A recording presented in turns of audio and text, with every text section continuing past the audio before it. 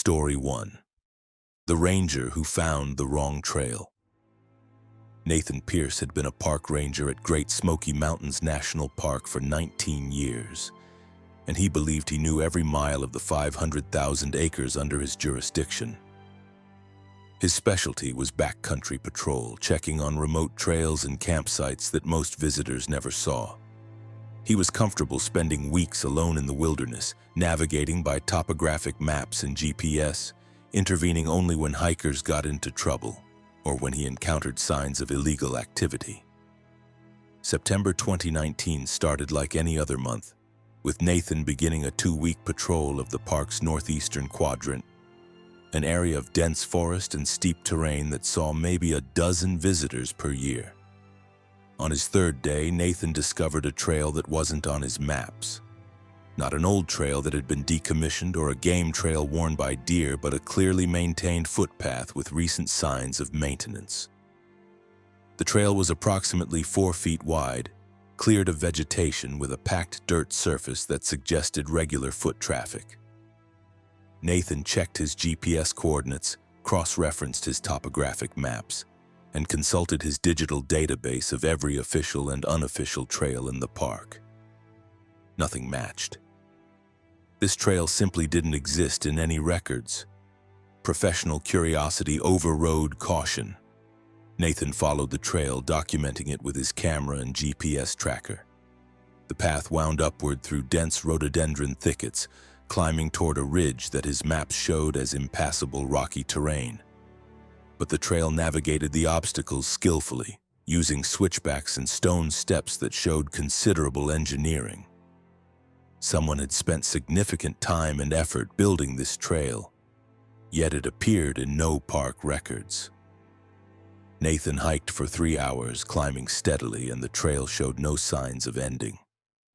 The forest around him began to change in ways that violated his understanding of the park's ecology. The trees were wrong. Species that didn't grow at this elevation mixed with species that shouldn't exist in Tennessee at all.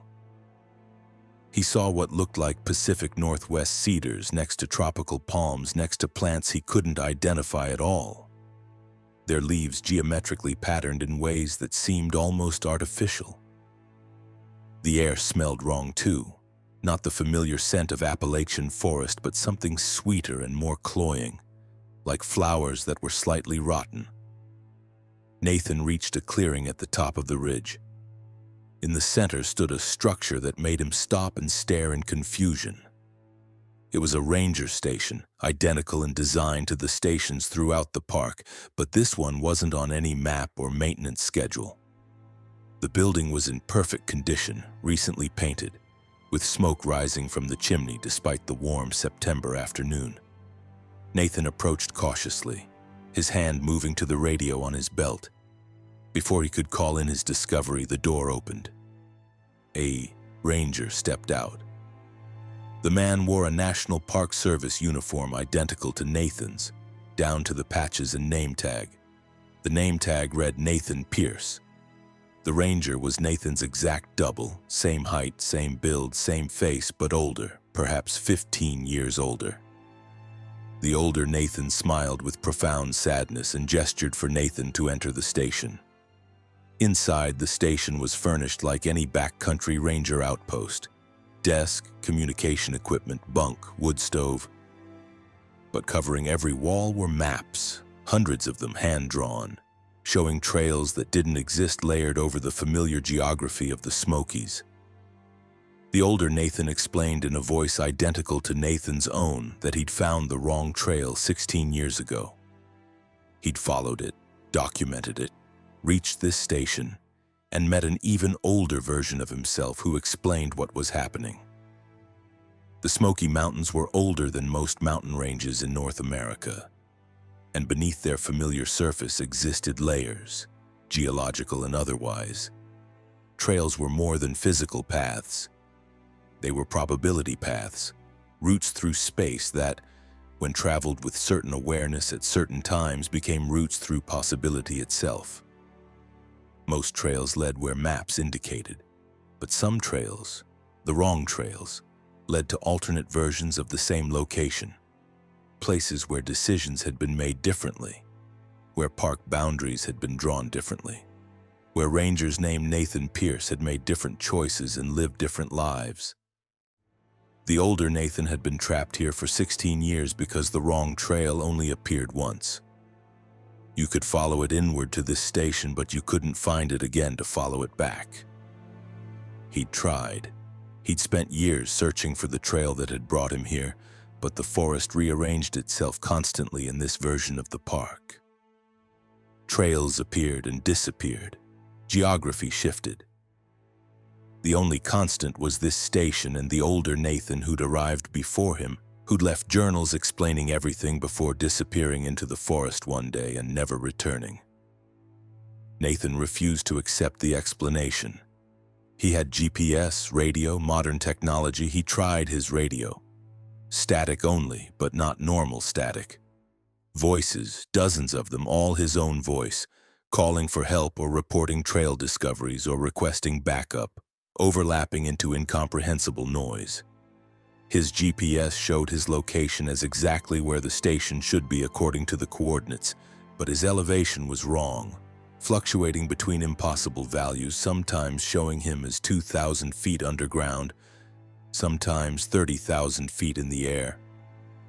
The older Nathan showed him the journals, dozens of notebooks filled with accounts from other Nathan Pierces, versions who'd found the wrong trail in different years and different circumstances, all ending up at this station.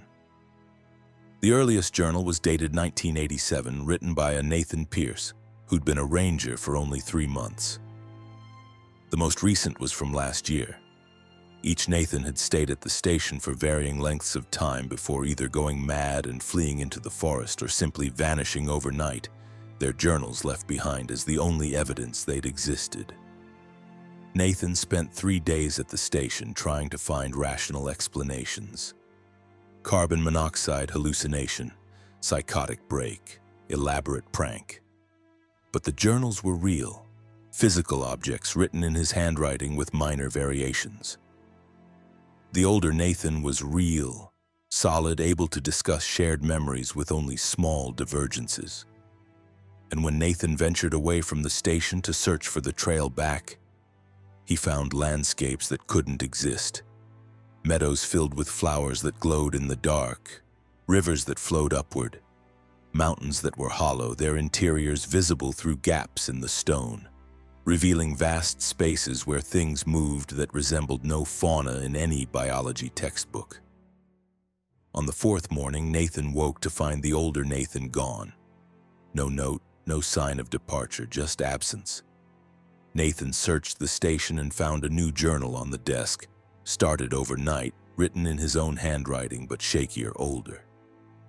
The journal described Nathan's arrival from the perspective of someone who'd been waiting at the station for 16 years. The perspective of the Nathan he'd met.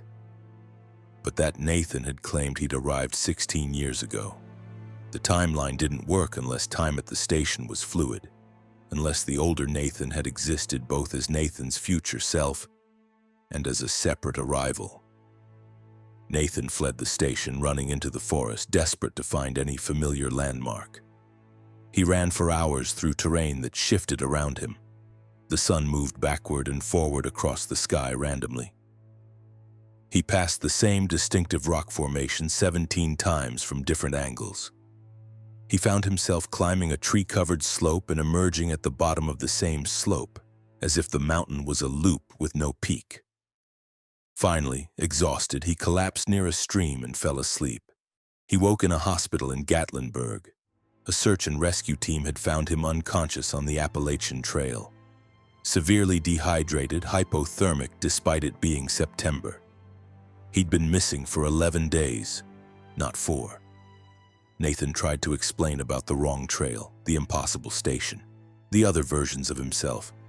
Doctors diagnosed severe stress reaction and mandated psychological evaluation before he could return to duty. Nathan passed the evaluation by lying. He claimed he'd gotten lost, become disoriented, hallucinated from dehydration. He returned to work after a month of leave, assigned to visitor center duty rather than backcountry patrol. He accepted the reassignment without complaint. but he researched the park's history obsessively. He found records of other rangers who'd gone missing over the decades.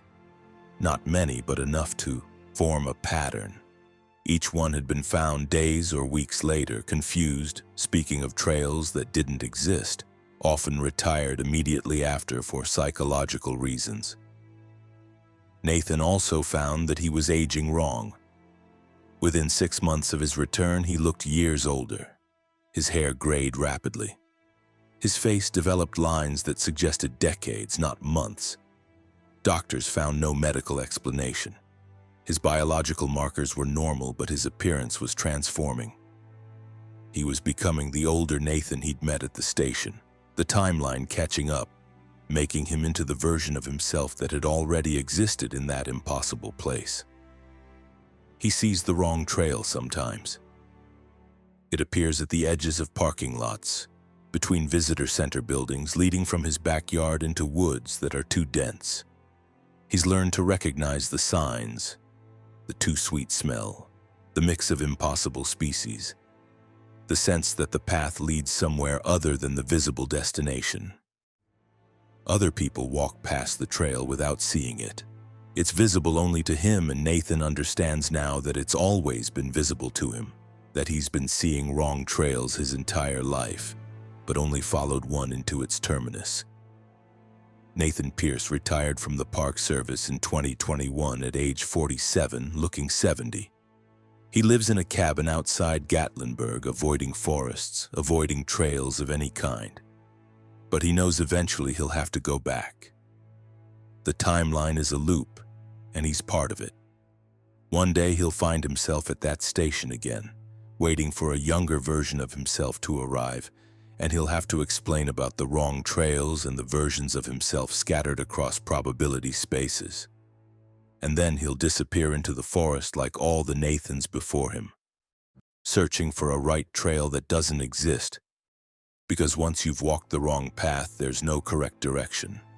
Only endless variations of the same mistake, played out across infinite versions of the same mountains, where rangers named Nathan Pierce spend eternity finding trails that lead to themselves and trying to warn themselves about paths they've already taken and can never untake, because the mountains remember every step, and every step creates a new trail branching into possibility.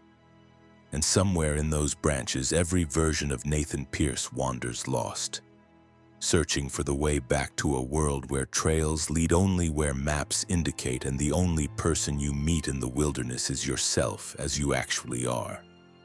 Not as you might have been or will become or are becoming in timelines that intersect in ranger stations that exist in the spaces between what is and what could be. Story 2. The basement that went too deep. Claire Donovan bought the farmhouse in rural Virginia in July 2020, seeking refuge from Washington, D.C.'s pandemic chaos and a fresh start after her divorce. The property was a steal, a 2-story colonial on 15 acres priced far below market value because of its condition and remote location. The realtor had been honest about the work needed: new roof, updated electrical, cosmetic renovations throughout.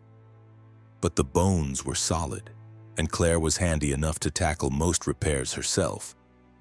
The basement was described as original stone foundation, needs waterproofing, which Claire interpreted as standard old house issues she could address gradually. She moved in August 1st and spent the first weeks working on the main floor, painting rooms, refinishing floors, making the living spaces comfortable. The basement could wait. But by September, with temperatures dropping and winter approaching, Claire needed to inspect the basement's heating system and plan for insulation. She opened the basement door, located off the kitchen, and descended stairs that were steeper and narrower than modern code allowed. Hand-hewn planks worn smooth by centuries of use. The basement matched her expectations. Stone walls, dirt floor, low ceiling supported by massive wooden beams. Fieldstone foundation typical of 18th century construction, an oil furnace from the 1970s that would need replacement. Shelving units holding jars of preserved food, labels dated from the 1980s and 90s left by previous owners. And in the far corner, partially hidden behind the furnace, a section of floor where the dirt had been excavated, revealing an opening approximately 3 feet square descending into darkness. Claire approached with her flashlight. The opening was a shaft, perfectly vertical, walls lined with the same fieldstone as the foundation. She couldn't see the bottom. She dropped a pebble and counted. 4 seconds of silence, then a distant splash. Water at the bottom, approximately 60 feet down based on her rough calculation. Probably an old well or cistern, common in farmhouses from this era. She made a note to have it properly sealed and turned her attention to measuring the basement for insulation. But the shaft bothered her. That night, researching the property's history, Claire found references to the house dating to 1794, built by a family named Garrett, who'd farmed the land for 5 generations. County records showed the property had changed hands frequently after 1967, never staying with one owner more than a few years. Previous owners had included a couple who'd divorced after 8 months, a family who'd moved suddenly after 6 months claiming structural issues, and 3 sequential owners who died, 2 from suicide and 1 from a fall down the basement stairs. Claire told herself the pattern was coincidence. Old houses had histories. But she couldn't stop thinking about the shaft. The next day, she returned to the basement with a powerful spotlight and rope. She wanted to see the bottom, to confirm it was just water, to satisfy her curiosity. She secured the rope to a support beam and lowered the spotlight into the shaft. The beam illuminated fieldstone walls, extending down, much further than 60 feet. The walls were carved with markings, symbols that looked almost like letters but weren't from any alphabet Claire recognized. The spotlight reached the end of her 100-foot rope without touching bottom. The shaft was much deeper than her pebble drop calculation suggested. Impossible, actually. The water table in this area was approximately 30 feet below surface. A shaft extending more than 100 feet would hit the water table and flood. Yet this shaft remained dry, the walls showing no seepage or moisture damage. Claire pulled up the rope and spotlight. She was being irrational, letting an old well spook her. She decided to seal the opening with plywood and forget about it. But that night, she heard sounds from the basement. Not structural settling or wind, but rhythmic sounds like breathing emanating from below. She tried to ignore it, but the sounds persisted, growing gradually louder over hours. Until by 3 a.m., Claire went downstairs to investigate. The plywood sheet she'd placed over the shaft had been moved, not thrown aside, but carefully lifted and leaned against the wall. The shaft opening was exposed, and from it rose air, warm and humid, carrying a smell that reminded Claire of caves, of deep places untouched by sun. She knelt at the edge and called down, "Hello?" Her voice echoed, reverberating for impossibly long, and when the echoes finally faded, she heard something else.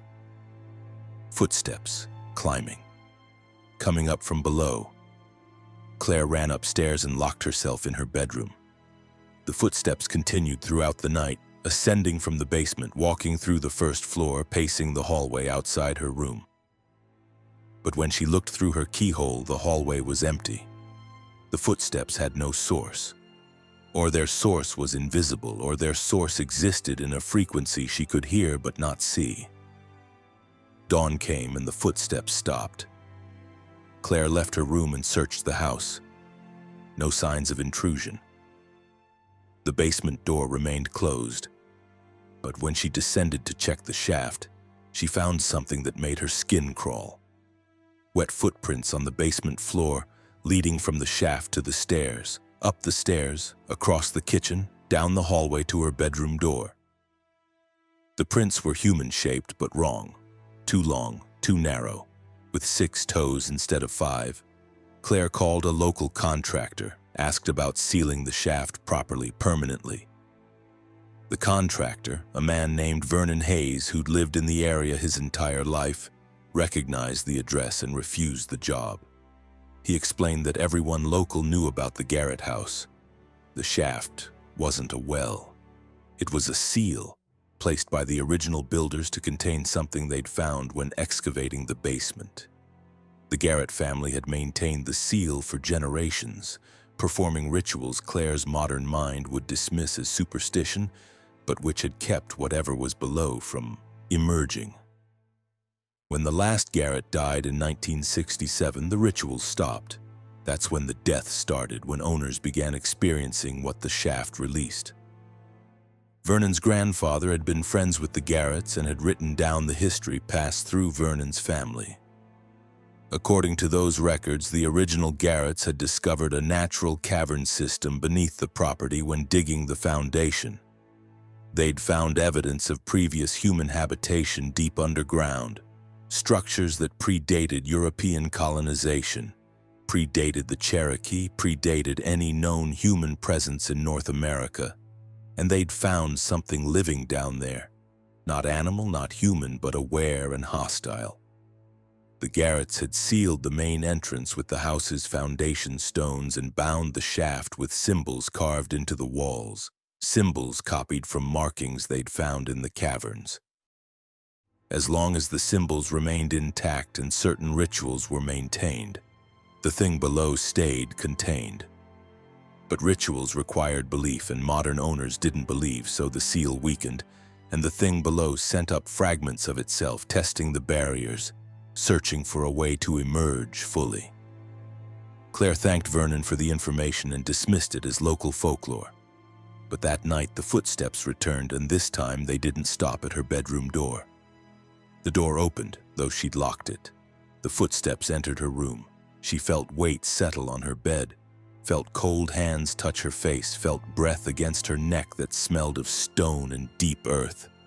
She kept her eyes closed, too terrified to look, and eventually the presence withdrew, the footsteps retreating. The next morning, Claire found more footprints, and this time they didn't stop at the basement. They continued up the stairs to the second floor, to her bedroom, around her bed. And beside her pillow, pressed into the sheet, was a handprint. Not human, 6 fingers, joints in wrong places, palm too narrow and too long. Claire contacted a professor at University of Virginia, an anthropologist specializing in Appalachian history and folklore. She sent photographs of the shaft, the symbols carved in the walls, the footprints. The professor, Dr. Elizabeth Warren, drove out the same day. She examined the shaft and identified the symbols as related to ancient sealing practices, but with elements that didn't match any known tradition. The symbols were a hybrid, combining European, Native American, and something else, something older, suggesting whoever carved them was adapting knowledge from multiple sources to solve a problem unique to this location. Dr. Warren recommended 2 options: complete the house's demolition and fill the shaft with concrete to a depth of at least 200 feet, or restore the rituals as the Garrett family had maintained them. Claire asked what the rituals involved. Dr. Warren consulted her notes from Vernon's family records. Monthly, offerings of salt and iron placed in the shaft. Maintenance of the carved symbols, recutting them annually to keep them clear. Most importantly, the presence of a believer, someone who lived in the house and actively maintained awareness of what was contained, keeping the seal effective through conscious intention and respect for the boundary between above and below. Claire chose to stay. She needed this house, this escape from her previous life. She could handle rituals, could maintain symbols, could be the believer the seal required. Dr. Warren taught her the procedures, and Claire began performing them faithfully. The footsteps stopped. The presence withdrew. For 3 months, the house was peaceful. But in December, during a renovation of the basement, Claire accidentally chipped away part of a carved symbol while installing new support posts. She didn't notice the damage immediately. That night, the shaft opened wider. Not physically, but dimensionally, Claire woke to find her bedroom filled with darkness that was more than absence of light. Darkness that had texture and weight and moved with purpose. She tried to turn on lights, but they didn't dispel this darkness. It existed independent of illumination, a darkness from below where light had never reached. The darkness touched her, and Claire experienced what the thing below wanted to show her. The caverns weren't empty. They were inhabited by a civilization that had existed underground for millennia, possibly longer, existing in the spaces between stone, in the compressed darkness where physics operated differently. They'd been here before the mountains formed, had watched the Earth's surface shift above them, had occasionally emerged to explore or trade or take what they needed from the surface world. The Garrett family hadn't sealed a monster. They'd sealed a door, a passage between underground civilization and surface world. The thing that sent footsteps and touched her in the night wasn't attacking. It was communicating, was trying to establish contact, was curious about the surface dweller who now lived above one of their access points. They wanted negotiation, wanted to restore the relationship that the Garretts had maintained, a relationship of mutual respect and controlled exchange. Claire understood she had a choice. She could complete the seal, bury the shaft under concrete and steel, close the door permanently. Or she could open negotiation, could become what the Garretts had been, mediators between surface and depth, gatekeepers of a passage that allowed limited interaction between civilizations that existed in the same geography, but different dimensions of that geography. She chose negotiation. Dr. Warren connected her with others who maintained similar seals across Appalachia, a network of people living in old houses with basements that went too deep, with wells that reached too far, with cellars that opened into spaces larger than the houses above them. They taught Claire the protocols, the methods of safe communication, the offerings that bought peace and cooperation rather than containment through force. Claire still lives in the farmhouse. The shaft remains open, a doorway she maintains and monitors. Sometimes things come up, emerging into her basement, leaving offerings of their own. Stones that glow in darkness, tools made from minerals that don't exist in surface geology. Messages carved in symbols that Claire is learning to read. And sometimes Claire descends, using ropes and climbing equipment, going down past the 100-foot mark, past 200 feet, into spaces that expand the deeper she goes, meeting with entities that aren't quite solid, aren't quite gaseous, but exist in states between. And they tell her about their world, their history, their slow existence in the compressed darkness beneath the mountains that are older than humanity, and will remain long after humanity is gone. The house is still for sale, technically. Claire never took it off the market, but no one who views it wants to stay. They sense what's below, feel the depth pressing up against the foundation, hear footsteps they can't explain. Only certain people can live above these doorways. People who aren't frightened by the knowledge that the earth isn't solid all the way through. That beneath our feet exist other places, other civilizations, other forms of awareness that watch us building and living and dying on the surface of a world we understand less than we believe. And sometimes in old houses with basements that were never meant to be just basements. The boundary between surface and depth grows thin, and those of us who live there become translators, mediators, the people who maintain the necessary fiction that humans live only on top of the earth. Never inside it, never below it, never in the spaces where stone becomes something else and depth becomes a direction that leads not down but elsewhere, into the real Appalachia. The one beneath the one we name and map and believe we know. Story 3. The Hitchhiker Who Knew Your Name. Dennis Kowalski drove long-haul trucks across the eastern United States, specializing in overnight runs that kept him on highways while most people slept.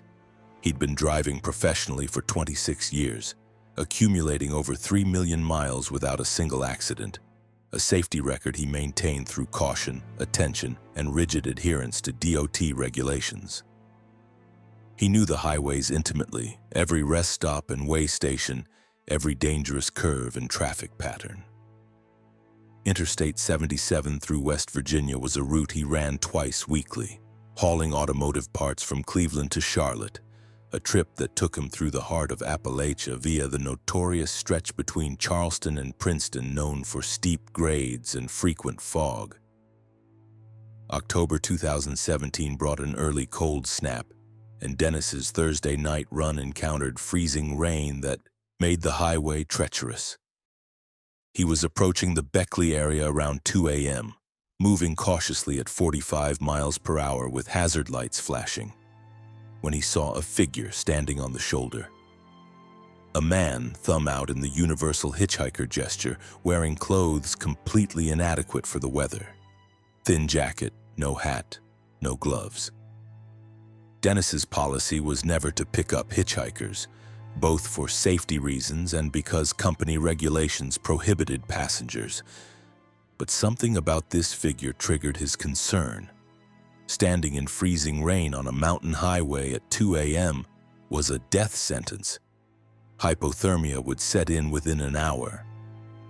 Dennis slowed and pulled onto the shoulder 50 yards past the hitchhiker. Through his mirror, he watched the man walk toward the truck with unhurried steps that seemed wrong for someone who'd been standing in freezing weather. The man climbed up to the passenger side and knocked on the window. Dennis unlocked the door and the hitchhiker entered the cab. Up close, the man appeared to be in his 60s, weathered face, pale eyes, thin gray hair plastered to his skull by rain. But his clothes weren't wet. They were completely dry, as if he'd been standing under shelter instead of exposed to precipitation. Dennis asked where he was headed. The man smiled and said, "I'm headed wherever you're going, Dennis." Dennis felt cold that had nothing to do with the weather. He hadn't introduced himself. His name wasn't visible anywhere in the cab. No company logos on his clothing, no name tag, no paperwork in view. The man couldn't have known his name. Dennis asked how he knew it. The hitchhiker's smile widened slightly. "I know lots of things about you, Dennis Kowalski. Born February 19, 1965 in Erie, Pennsylvania. Married to Susan for 33 years. 2 children, Daniel and Michelle. Drove your first truck in 1991 for Consolidated Freight. 3,217,000 miles without an accident. You're proud of that record. You check your odometer every day to watch the number increase." Dennis's hands tightened on the wheel. The information was correct, all of it, including details that weren't public knowledge. His mileage record was a personal obsession he'd never discussed with anyone except Susan. He demanded to know who the man was, how he had this information. The hitchhiker gazed out at the highway, watching the white lines disappear under the truck's hood. "I'm what you've been driving toward your whole career. I'm what waits at the end of every highway. I'm the passenger who eventually rides with every driver, usually only once. But you're special, Dennis. Your record, your caution, your attention. You've driven past me so many times. I've watched you refuse to stop for hundreds of hitchhikers over the years, but tonight you stopped. Tonight you let me in.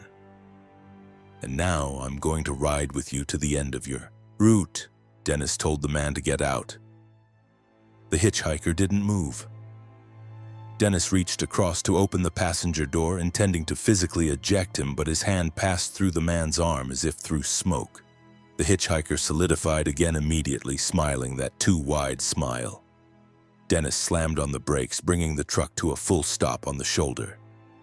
The hitchhiker remained seated, unbothered. "You can't remove me, Dennis. I'm here because you invited me. You stopped. You opened the door, that's all I needed. Now we ride together. It's what I do. I ride with drivers, I talk with them, I tell them things they need to know before they reach their final destination." Dennis considered abandoning the truck, walking back to the rest area he'd passed 10 miles back, calling for help.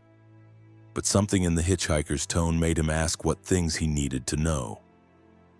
The hitchhiker settled back in his seat, clearly pleased to have Dennis's attention. 38 near misses. That's how many times you should have died behind this wheel. June 3rd, 1993, the tire blowout outside Toledo that should have sent you through the median into oncoming traffic but didn't. March 17th, 2001, the brake failure outside Pittsburgh that should have killed you and 4 other motorists, but somehow you coasted to a safe stop. September 9th, 2008, the micro-sleep episode where you actually drove unconscious for 3 miles through heavy traffic and woke up unharmed. You don't remember that one. Most drivers don't remember their micro-sleeps. But I remember. I was there for all of them. I've been riding with you invisibly for 26 years, Dennis. Every time you should have died, I pushed the wheel slightly, touched the brakes, woke you a moment before disaster. I've been keeping you safe, building your perfect record, guiding you toward this night. Dennis asked why. Why would something keep him safe only to reveal itself now, to terrify him, to claim it was guiding him to an end? The hitchhiker's expression became almost sad. Because your record isn't random luck, Dennis. It's investment. Every mile you drove safely, every accident you avoided, every moment I kept you alive was building toward a purpose. You're going to die tonight, not in an accident, not through my intervention. You're going to die from natural causes, a heart attack that's been developing for months, that will hit you approximately 40 minutes from now. The paramedics won't reach you in time. You'll die at the wheel. And when you die, your truck will continue rolling driverless because you didn't stop to sleep when your body warned you it needed rest. Your truck will cross the median and collide head-on with a bus carrying 23 people. 12 of them will die. Unless you make a different choice right now. Dennis felt pressure in his chest, not pain yet, but a warning sensation he'd been ignoring for weeks. The hitchhiker was describing symptoms Dennis had dismissed as indigestion, stress, aging. He asked what choice he was supposed to make. The hitchhiker pointed ahead to a rest area 1 mile forward. Pull in there, park, call your wife. Tell her you love her, tell her you need her to call an ambulance because something's wrong. The paramedics will arrive in time. You'll survive. You'll spend 3 weeks in the hospital recovering from emergency bypass surgery. You'll never drive long haul again. Your perfect record will be broken because you'll be forced to stop driving. But you'll live, and those 23 people on the bus will live.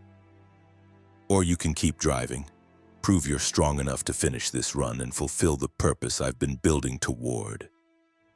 Your death creating a tragedy large enough to change federal regulations about driver health monitoring, saving thousands of lives over the next decade by forcing changes through horror that wouldn't have happened through policy discussions.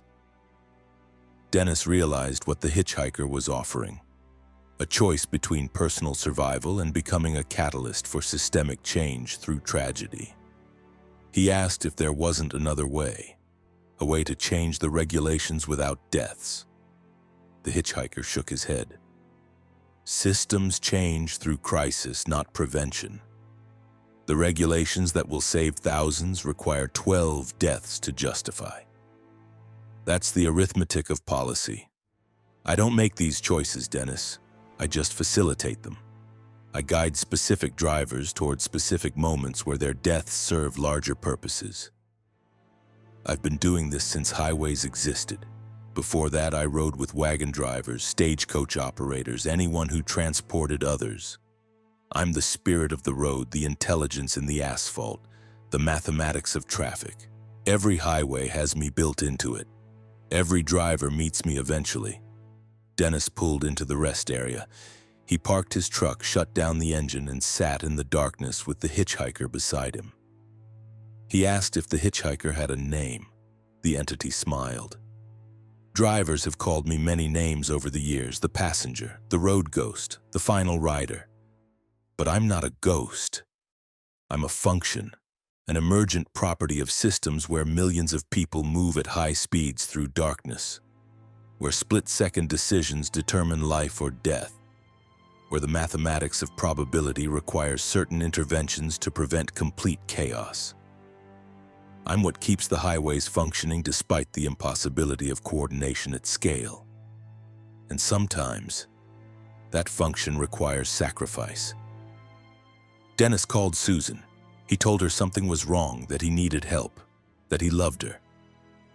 He stayed on the phone with her while she called 911, while paramedics were dispatched, while his chest pain intensified from warning to emergency. The hitchhiker sat beside him throughout, silent now, watching Dennis make the choice that sacrificed his record and his career to preserve his life and the lives of those bus passengers who would never know how close they'd come to dying. The ambulance arrived 18 minutes later. Paramedics loaded Dennis onto a stretcher and transported him to Charleston Area Medical Center. He survived the heart attack and underwent successful bypass surgery. His trucking career ended with his medical suspension. His perfect record was broken. And somewhere on Interstate 77, the bus that would have collided with Dennis's driverless truck continued safely to its destination. Passengers sleeping or reading or watching the dark mountains pass, unaware that their survival had been purchased by a truck driver who'd picked up a hitchhiker and listened. When that hitchhiker explained the price of perfect records and the mathematics of roads that require occasional sacrifice to function. Dennis recovered and adapted to stationary life, working dispatch for his former company, helping route other drivers through the highways he used to travel. But sometimes late at night, monitoring traffic on Interstate 77, he sees reports of stopped vehicles, of drivers claiming they picked up a hitchhiker who knew impossible things, who offered terrible choices. Dennis calls those drivers personally, tells them to listen to what the hitchhiker says, to make the choice that preserves life even when it costs everything else. Because he understands now that highways aren't passive infrastructure but active systems with something like awareness distributed across millions of miles of asphalt. And that awareness occasionally takes form as a hitchhiker who flags down specific drivers at specific moments and offers them choices that define not just their own fates, but the fates of everyone sharing the road. And the only thing worse than meeting that hitchhiker is ignoring the warning he brings. Proving you're the kind of driver who values records over lives, who chooses completion over survival, who drives straight toward death. Believing your perfect history will protect you when in fact your perfect history was constructed by the very entity you're refusing to heed. The passenger who's been riding invisibly beside you your entire career, keeping you safe only long enough to bring you to this moment, this choice, this opportunity to break your record and save yourself or maintain your pride and become a statistic that changes regulations through the mathematics of tragedy built into every highway in Appalachia, where mountains narrow the roads and fog obscures the future and hitchhikers wait for drivers foolish enough to believe they're traveling alone. Story 4. The town that disappeared twice. Emily Cartwright worked as a census enumerator for the 2020 census, traveling through rural communities in eastern Kentucky to account for residents missed by mail and digital response. It was challenging work made harder by pandemic restrictions and the general distrust many rural residents felt toward government officials. Emily had grown up in Appalachia and understood the culture, which made her effective at encouraging participation. Her assigned territory covered a section of Pike County, an area of former coal country where population had been declining for decades as mines closed and younger residents moved to find work elsewhere. Her supervisor assigned her a particularly difficult address in late October, after multiple attempts by other enumerators had failed. The address was listed as Ashford Hollow, a small community that appeared on census records from previous decades but had never been fully enumerated. Historical records showed Ashford Hollow had approximately 60 residents in 1950, 40 in 1970, 23 in 1990. The 2000 and 2010 censuses listed the community as inaccessible due to road conditions. Emily's supervisor couldn't explain what that meant. Roads in Pike County were maintained, at least the primary routes. But Ashford Hollow sat at the end of a county road that supposedly extended 8 miles beyond the nearest paved highway. Emily set out on a Tuesday morning with GPS coordinates, paper maps as backup, and enough supplies for a full day of travel. She found the turnoff exactly where indicated, a narrow paved road that quickly degraded to gravel, and then to dirt. The road wound through dense forest, climbing steadily into mountains that felt older than the already ancient Appalachians surrounding them.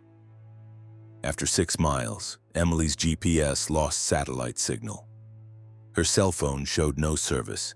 She continued navigating by odometer and intuition, trusting the road would lead to the community eventually. At the 8-mile mark, the forest opened into a valley. Ashford Hollow sat before her, a collection of approximately 15 houses arranged along both sides of the road, which terminated in a circle at the valley's far end. The houses were old but maintained, paint faded but intact, yards tended, vehicles parked in driveways. Smoke rose from several chimneys. Emily felt relief. The community existed, was inhabited, and she could complete her assignment.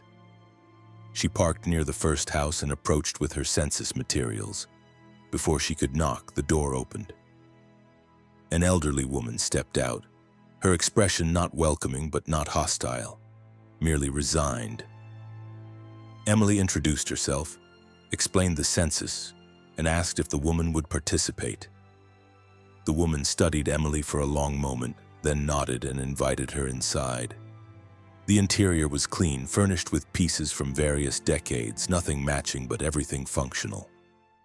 The woman, who identified herself as Martha Ashford, answered Emily's questions with careful precision.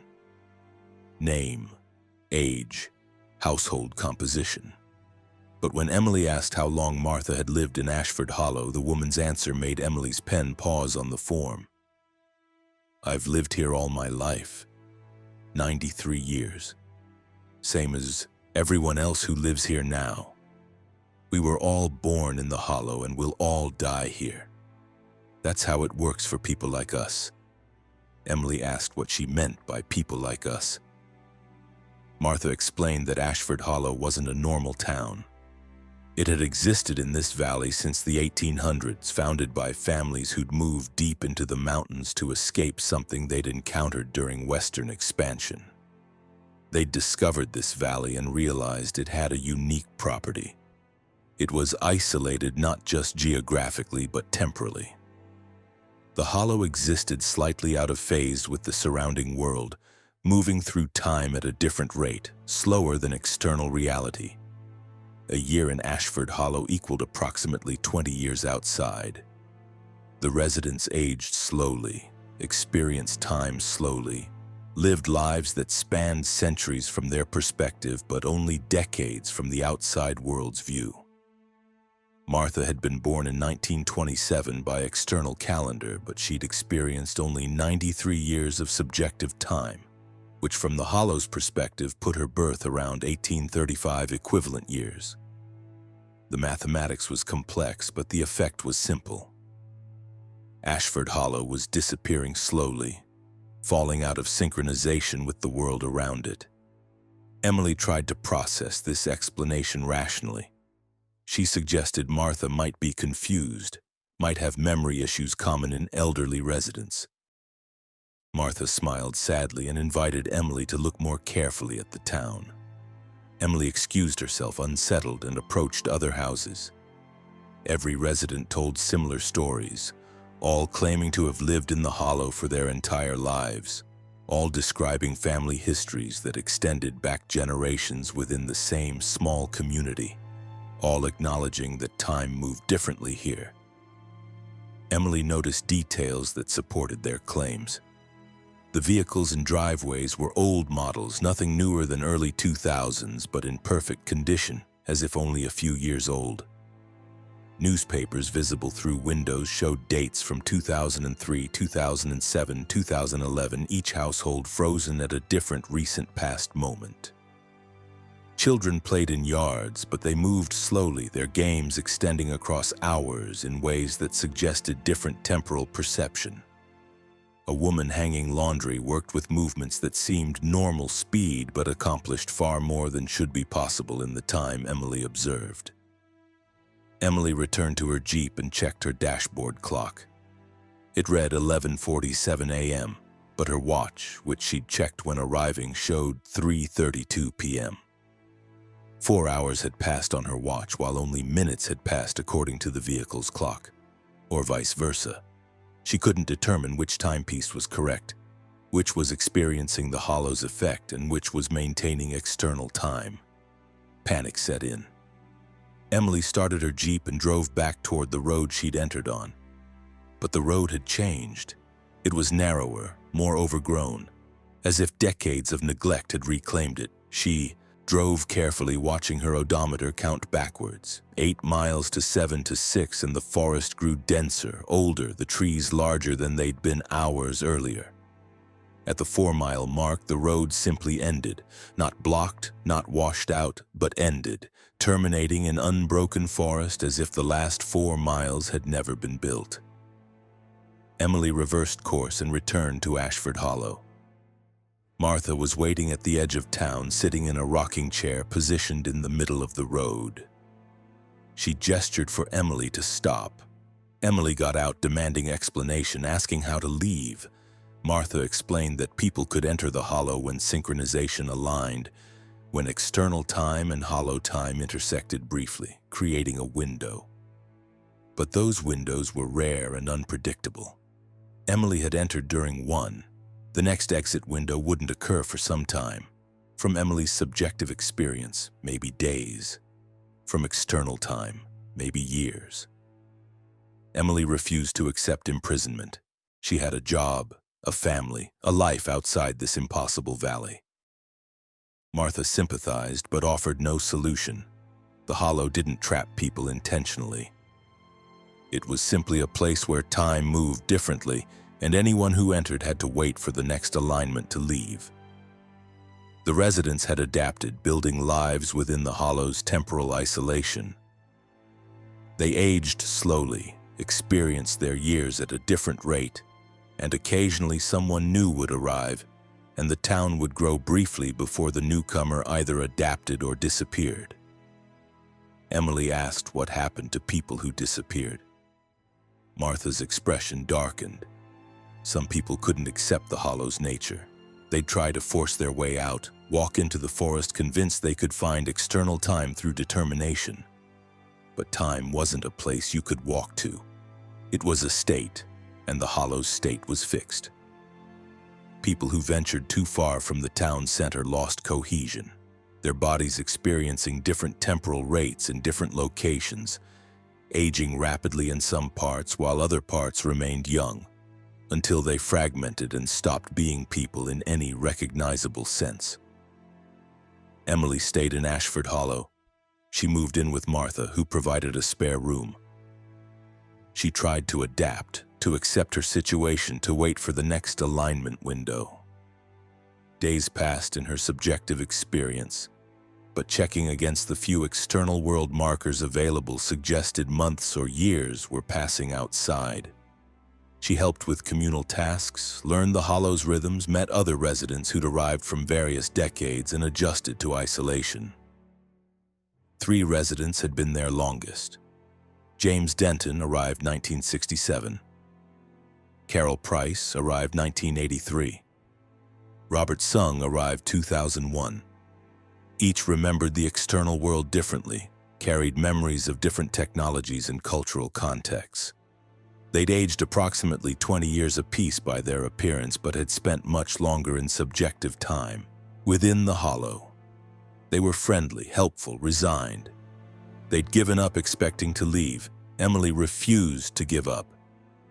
She studied the hollow obsessively, mapping the valley, testing the boundaries, looking for patterns in how time flowed. She discovered that temporal rate varied by location. The town center experienced the slowest time, approximately 1 year internal to 20 years external. But the edges of the valley ran faster, approaching normal time near the ridges. The hollow was a gradient, not a uniform field. She theorized that if she could reach the ridge during an alignment window, she might exit back to normal time. The risk was fragmentation, becoming the scattered remains Martha had warned about. But Emily decided the risk was worth taking. She waited for signs of alignment, temporal instabilities that suggested external and internal time were approaching synchronization.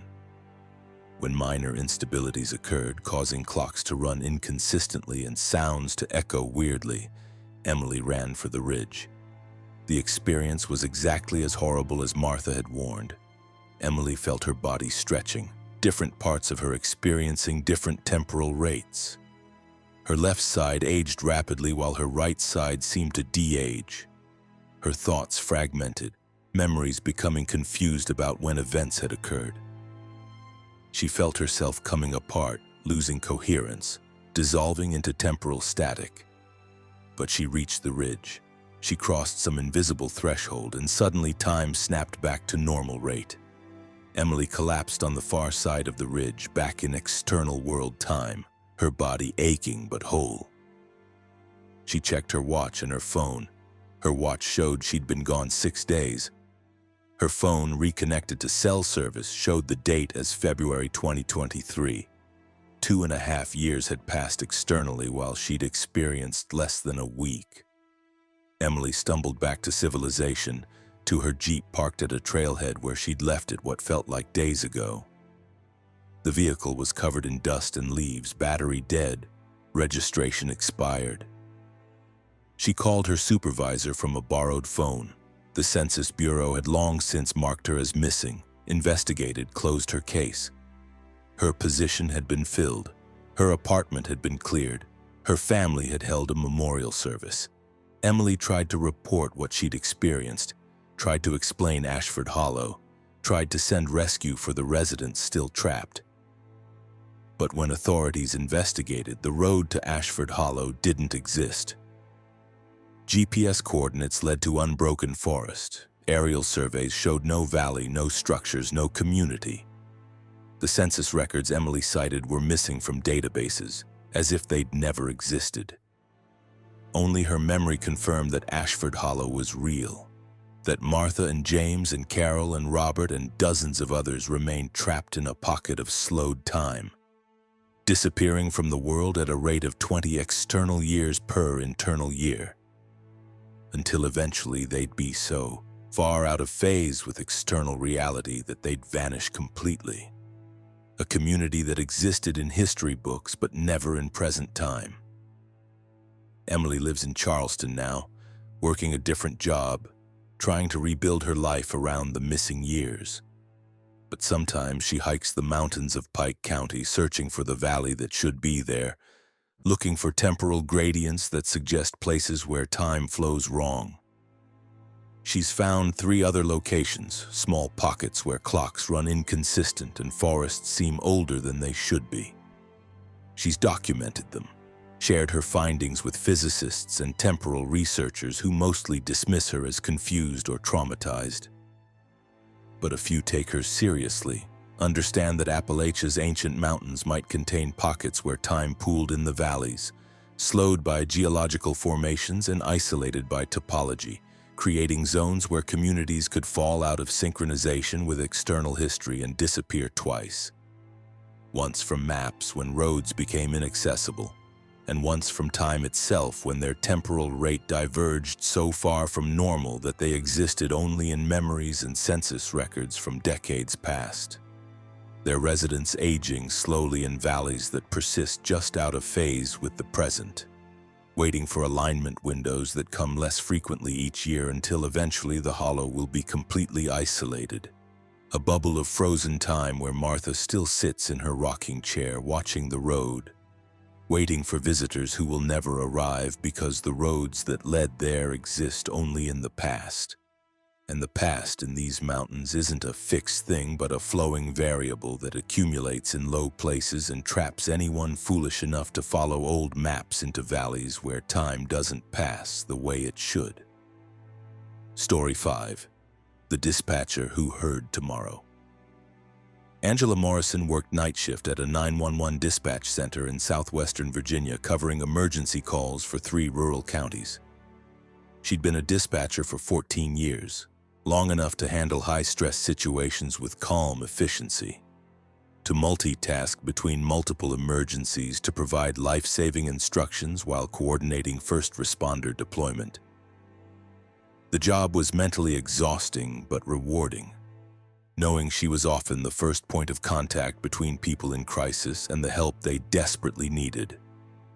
March 2021 brought personnel shortages due to COVID-19, leaving Angela covering overnight shifts alone, 12 hours from 8 p.m. to 8 a.m., monitoring radio frequencies and phone lines for 3 counties of scattered population.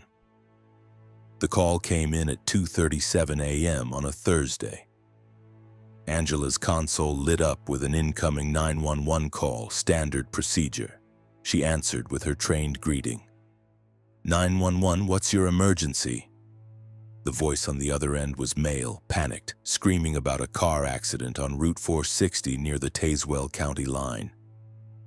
Vehicle had left the road, rolled multiple times, driver unresponsive, passenger bleeding heavily. Angela gathered information, dispatched EMTs and state police, provided first aid instructions, staying on the line with the caller until responders arrived.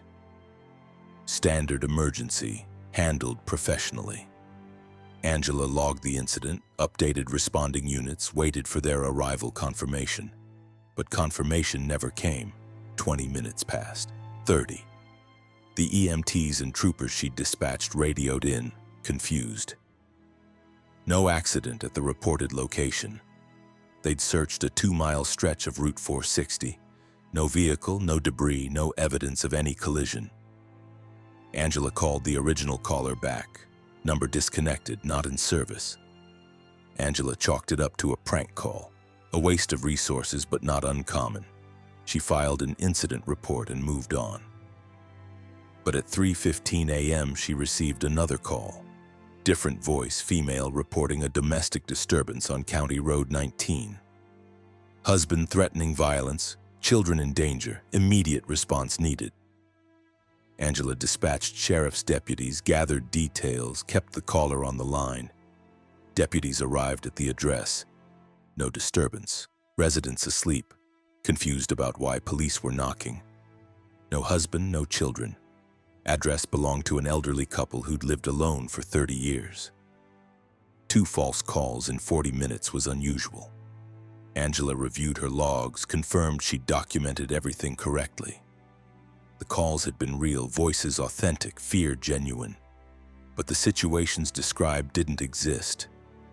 At 3:41 a.m., a third call arrived. Male voice, different from the first, reporting a house fire on Highland Avenue in the town of Tazewell. Flames visible from multiple blocks away, structure fully involved. Angela dispatched fire department, updated command staff, prepared for a major incident. Fire trucks arrived at the address, no fire, house dark, secure, residents asleep inside. The fire chief radioed Angela directly, asking if she'd confirmed the address. Angela double-checked. Correct address, correctly dispatched. But no fire existed. The chief suggested Angela might be experiencing a systems malfunction, calls routing incorrectly, GPS coordinates scrambled. Angela ran diagnostics. All systems functional. The calls continued throughout the night. Every 15 to 30 minutes, a new emergency. Car accidents, medical emergencies, crimes in progress. Angela dispatched responders to each one. Every single call proved false. No situations existed at reported locations. By 6 a.m., Angela had logged 19 fake emergencies. Her supervisors were furious, accusing her of incompetence or system sabotage.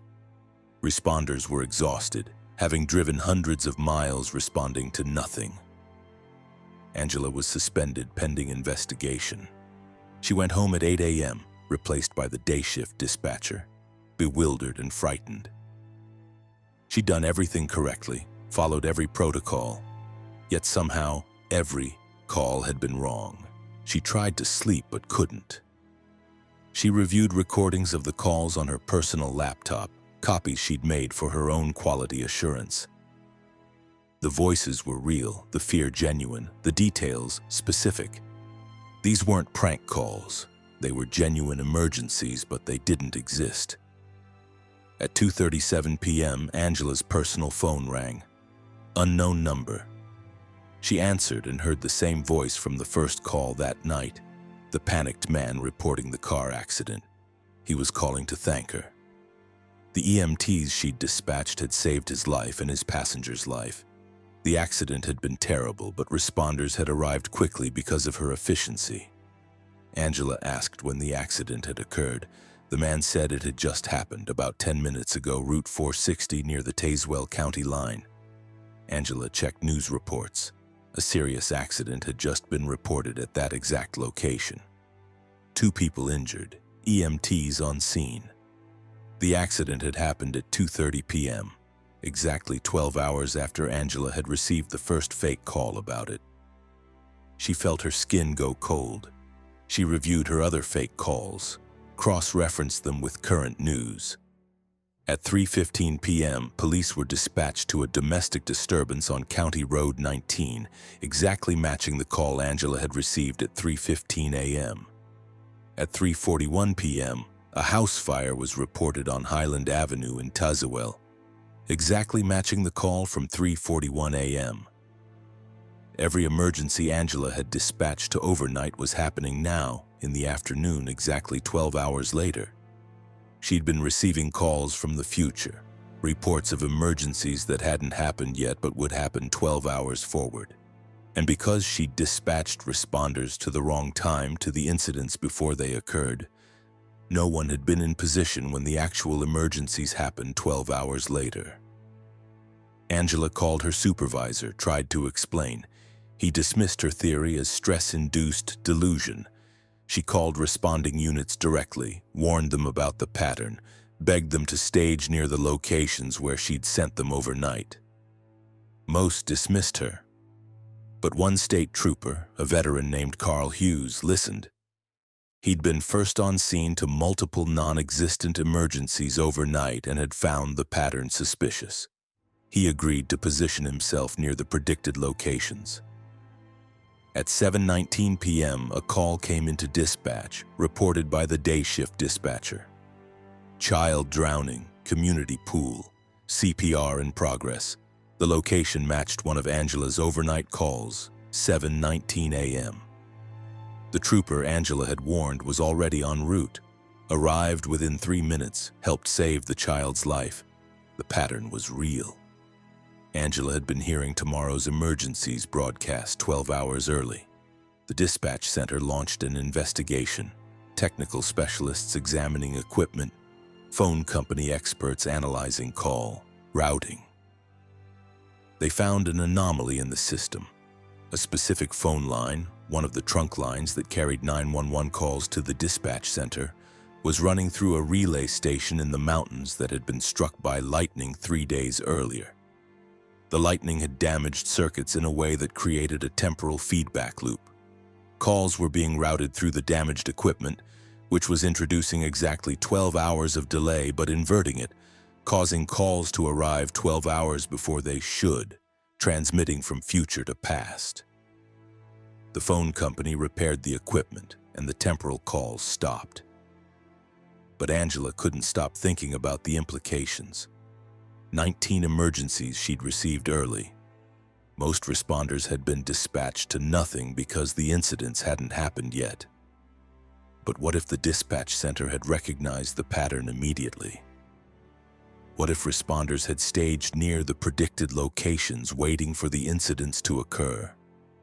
Lives could have been saved, injuries prevented, crimes stopped before they happened.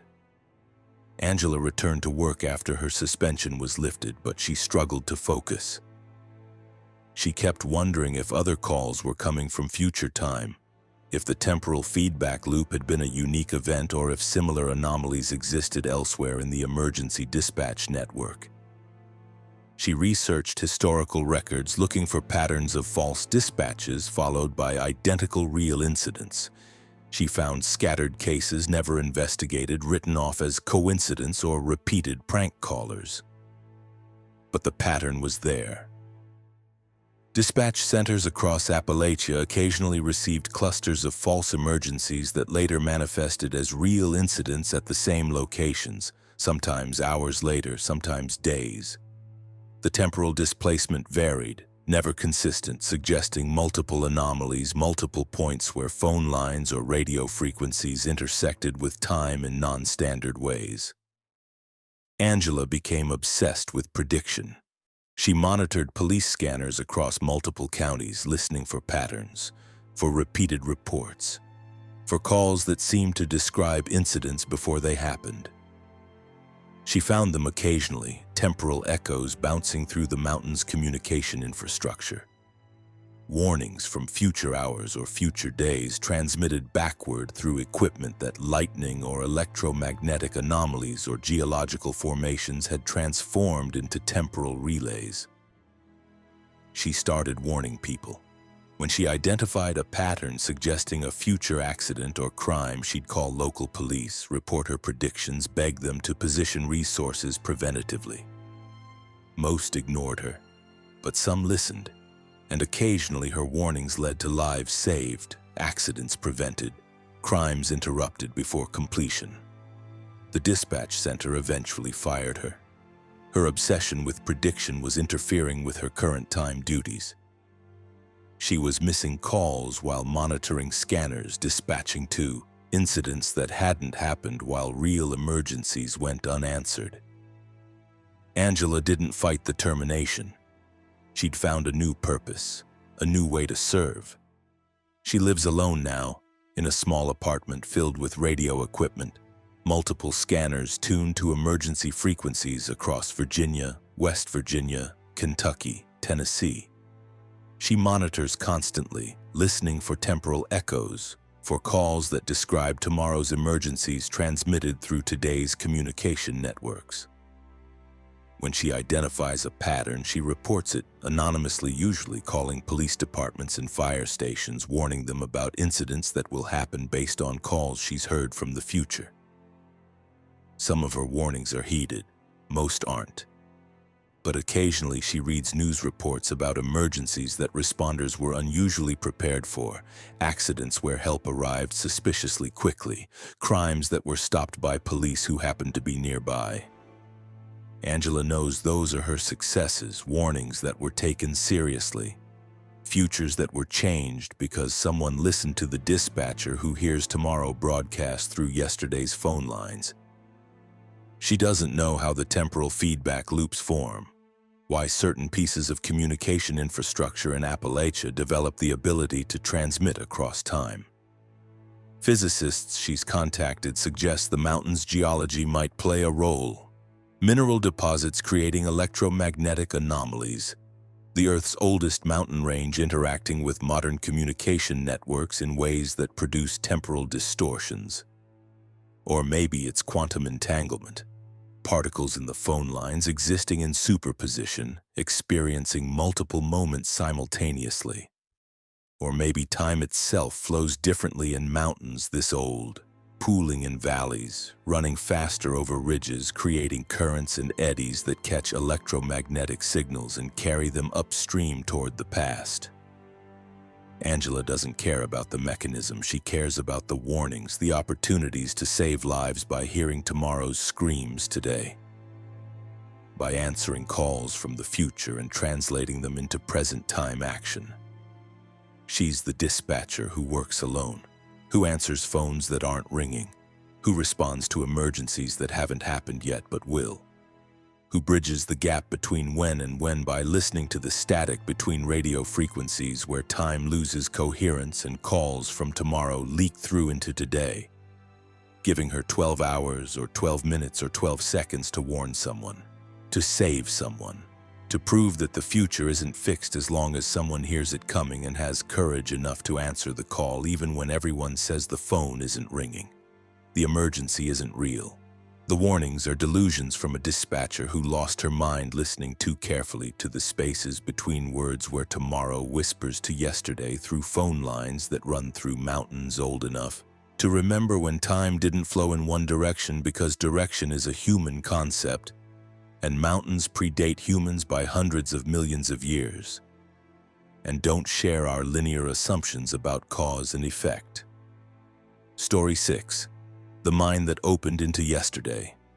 Trevor Sullivan worked safety inspection for the Mine Safety and Health Administration, conducting mandatory inspections of active and abandoned mines across West Virginia. He'd been with MSHA for 12 years, long enough to know every safety code, every common violation, every trick mine operators use to avoid compliance. His job was unglamorous and often antagonistic, shutting down operations that endangered workers, issuing fines, occasionally testifying in hearings when mines fought their citations. But Trevor believed in the work, knew that regulations existed because miners had died in preventable accidents, that his inspections saved lives even when operators resented him. January 2019 brought an unusual assignment. MSHA had received an anonymous tip about an illegal mining operation in Boone County, somewhere near the former town of Twilight, an area that had been thoroughly mined decades ago and was supposedly exhausted of coal.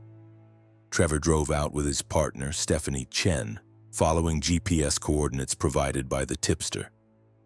They found the site exactly where indicated, a hillside that showed obvious signs of recent excavation.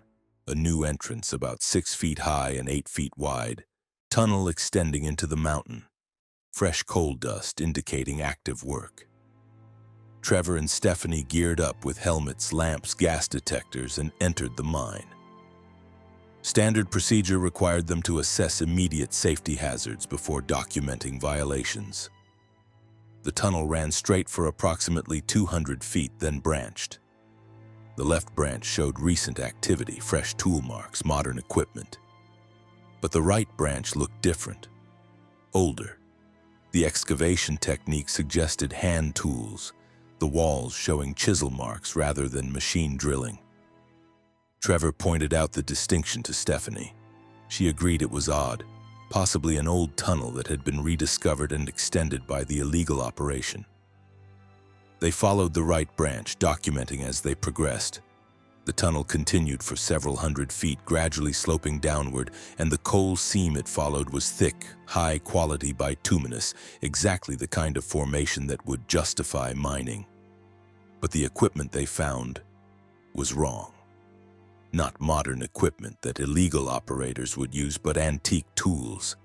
Pickaxes with wooden handles worn smooth by decades of use, hand drills, a wheelbarrow with wooden wheel that looked like museum piece. And then they found the lunch pails. 6 metal lunch pails arranged neatly against the tunnel wall, like workers had set them down expecting to return. Trevor opened one. The contents were desiccated but recognizable. Sandwich, apple, canteen. He checked the canteen. It was dated, a manufacturer's stamp reading 1937. Stephanie photographed everything, confused. They were finding artifacts from an 80-year-old mining operation, but the tunnel showed no signs of age. No collapse, no water damage, no vegetation intrusion. It was as pristine as if it had been excavated yesterday. Further in, they found the miners, 6 bodies positioned as if they'd stopped working and sat down to rest. No signs of trauma or panic, just workers who'd sat against the tunnel wall and died. Except they weren't decomposed. The bodies looked fresh, maybe days old, clothing intact, skin still pliable. But the clothing was from the 1930s. Work shirts, suspenders, heavy boots, and the bodies had mining identification badges, metal tags stamped with names and employee numbers from companies that hadn't existed in 80 years. Trevor radioed for backup, reporting the discovery. Immediately, his radio filled with static, then voices, but not dispatch or Stephanie, who was standing right next to him. The voices were distant, overlapping, dozens of conversations happening simultaneously. Trevor recognized the cadence as radio traffic, but the content was wrong. Reports of a mine collapse, rescue operations underway, families gathering at the mine entrance. The voices were describing events from the past, historical emergencies broadcast on his present-time radio frequency. Stephanie grabbed his arm, pointed ahead. The tunnel continued past the bodies, and at the far end, approximately 50 feet forward, they could see light. Not lamplight, but daylight, natural illumination suggesting the tunnel opened to the surface. But they were hundreds of feet underground. There shouldn't be daylight. They approached cautiously, and the tunnel did open to the surface, to a hillside covered in snow under a gray winter sky. Trevor and Stephanie emerged from the tunnel and found themselves standing on a mountainside they didn't recognize. The landscape was similar to where they'd entered, but different. More trees, younger growth. In the valley below, they saw a town, buildings arranged along a main street, smoke rising from chimneys. Trevor checked his GPS. No signal. His phone showed no service, and the date was glitching, cycling through dates from the 1930s. Stephanie's equipment showed the same malfunction. They walked down toward the town, calling out, looking for people. The streets were active with residents, men in period clothing walking to work, women hanging laundry, children playing. The town was alive, functioning, but wrong. Every person they approached would glance at them, then look away as if they hadn't seen them. When Trevor tried to speak to a man on the street, the man walked past as if Trevor were invisible. Stephanie tried grabbing a woman's arm, and her hand passed through the woman's sleeve like passing through smoke. They were ghosts here, or the town was a ghost. One of them was displaced in time. Trevor recognized a building, a company store with a sign reading Twilight Coal Company. This was Twilight, the town that had existed here in the 1930s, that had been abandoned after mine closures and floods in the 1950s. But this wasn't a ghost town. This was Twilight alive, active, existing in its own timeline. And somehow the tunnel they'd followed had connected present-time West Virginia to 1937 Twilight. They returned to the tunnel entrance and re-entered, following it back toward where they'd left their vehicle. The tunnel's character changed as they progressed. The walls became more modern, the excavation techniques shifting from hand tools to machine drilling. They passed the 6 bodies again, and this time Trevor noticed something that made his blood run cold. One of the bodies was wearing a MSHA jacket, a modern safety inspection jacket identical to his own, with a name tag reading Trevor Sullivan. Stephanie saw it too. They backed away from the bodies, turned, and ran back toward the entrance they'd used. But the tunnel had changed. Instead of the fresh, illegal excavation they'd entered through, they found themselves in a section that looked decades old. Walls shored up with rotting timber, floor covered in stagnant water. They were lost in a mine that connected multiple time periods, a tunnel that branched not just spatially but temporally, leading to different decades depending on which path you followed. Trevor tried to think rationally. Mines were 3-dimensional networks. This mine was apparently 4-dimensional, with time as a 4th axis of navigation. If they could understand the pattern, identify which tunnels led forward in time and which led back, they might be able to navigate to their own present. They marked walls with spray paint, began methodically exploring and mapping, documenting which passages led to which time periods based on the artifacts and excavation styles they encountered. They found sections from the 1920s, from the 1940s, from the 1960s. They found a section that appeared to be from the future, showing excavation techniques and equipment they didn't recognize, tunnels lined with materials that didn't exist yet. And they found the bodies. Multiple bodies throughout the mine, Workers from different eras, all positioned as if they'd simply sat down and died. And some of them wore MSHA jackets, modern safety equipment, identification that suggested they were inspectors who'd entered this mine from various present times and become lost in its temporal maze. Trevor and Stephanie spent what felt like days exploring. They had no way to measure time accurately. Their watches ran inconsistently, sometimes fast, sometimes backward. They slept when exhausted, ate from their emergency rations, and continued mapping. They developed a theory. The mine had been excavated through a geological formation that existed in quantum superposition, a deposit of coal that had been mined in multiple timelines simultaneously. Each mining operation, each era of excavation had created tunnels that persisted across time, and where those tunnels intersected, passages opened between decades.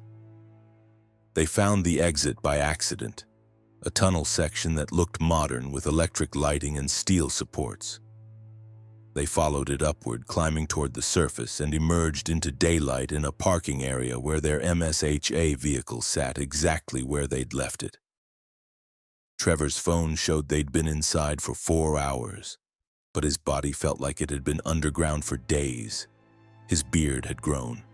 His clothes were filthy with dirt that seemed to be from different soil types, layered like sediment. They reported the discovery to MSHA supervisors, tried to explain the temporal anomalies, the bodies, the town from 1937. Their report was dismissed as confusion from possible gas exposure. Medical evaluations showed no evidence of toxic exposure, but the simplest explanation for their account was hallucination. So that's what was recorded. The illegal mine entrance was sealed with concrete marked as hazardous, and the case was closed. But Trevor couldn't forget. He researched mining accidents in Boone County looking for patterns. He found dozens of cases where miners or inspectors had entered mines and either never emerged or emerged weeks later claiming only hours had passed, or emerged immediately claiming months had passed. Time displacement was consistent across decades of mining history in West Virginia, particularly in areas where coal seams were especially old, formed from organic material deposited in the Carboniferous period over 300 million years ago. Trevor developed a theory he couldn't prove and wouldn't officially report. Coal was ancient life compressed over geological time.